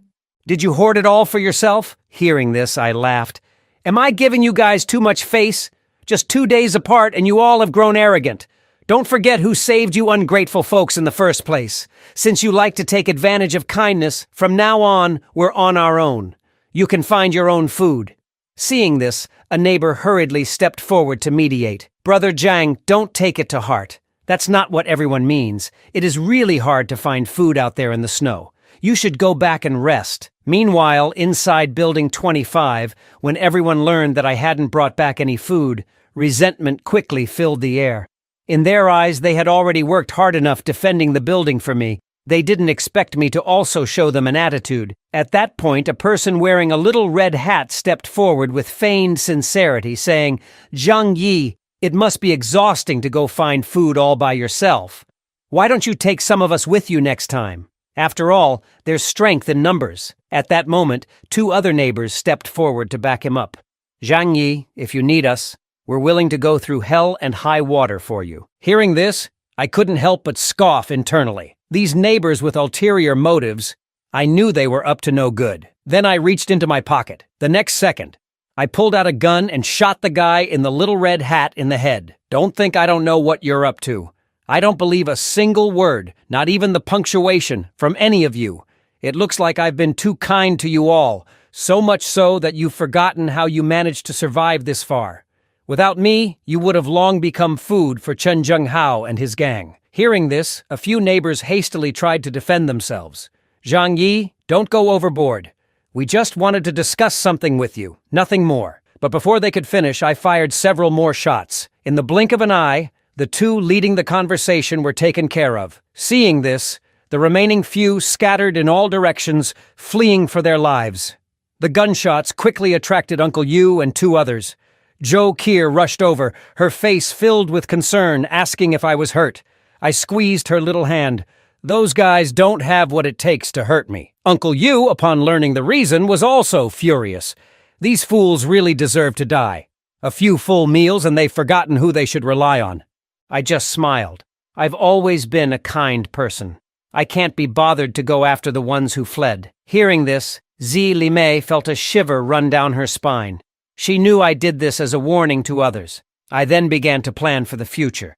After all, relying solely on these expendables won't keep this building secure forever. Upon returning to the safe house, I asked Zhou Kier if anything happened during the 2 days I was away. Zhou Kier reported that Auntie Lin had gone mad because of the death of her grandson and had killed a mom who lived upstairs. However, she was also taken care of by 2 neighbors. She continued, there's also someone from Building 9 named Chen Lingyu who wants to discuss something with you. However, the specific details of the cooperation must be handled by you personally. I was unimpressed. I have supplies and weapons. What could this woman possibly offer to make me want to cooperate with her? Then I asked Zhou Kier about this woman's identity. From her, I learned that Chen Lingyu was the owner of a cosmetics company in Heavenly Sea City before the apocalypse. Now, using her strong methods, she has completely taken control of Building 9. Upon hearing this, I was quite surprised. This Chen Lingyu must have some real skills, a woman managing an entire building.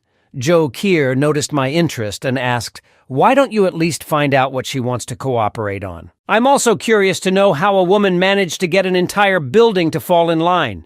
Just then, I received 2 friend requests on my phone. In addition to Chen Lingyu, there was also one from my company's previous financial director, Li Jian. What could this guy want? As soon as I accepted the friend requests, Chen Lingyu messaged me right away, asking if we could chat. I got straight to the point. If you have something to say, say it. She replied that typing was inconvenient for her and wanted to have a voice chat instead. I promptly refused. Seeing this, she didn't dare to take things lightly. She initially wanted to use her pre-apocalypse persuasion techniques to win me over, but I gave her no chance. Moreover, since we're in the same residential complex, she's well aware of my capabilities and means. So, she had no choice but to communicate via text. She wrote, Mr. Zhang Yi, I've long heard of your reputation. I know you have a snowmobile and can go out to find supplies. Therefore, I hope to cooperate with you in gathering resources. I couldn't help but smile. If we cooperate, what can you offer me?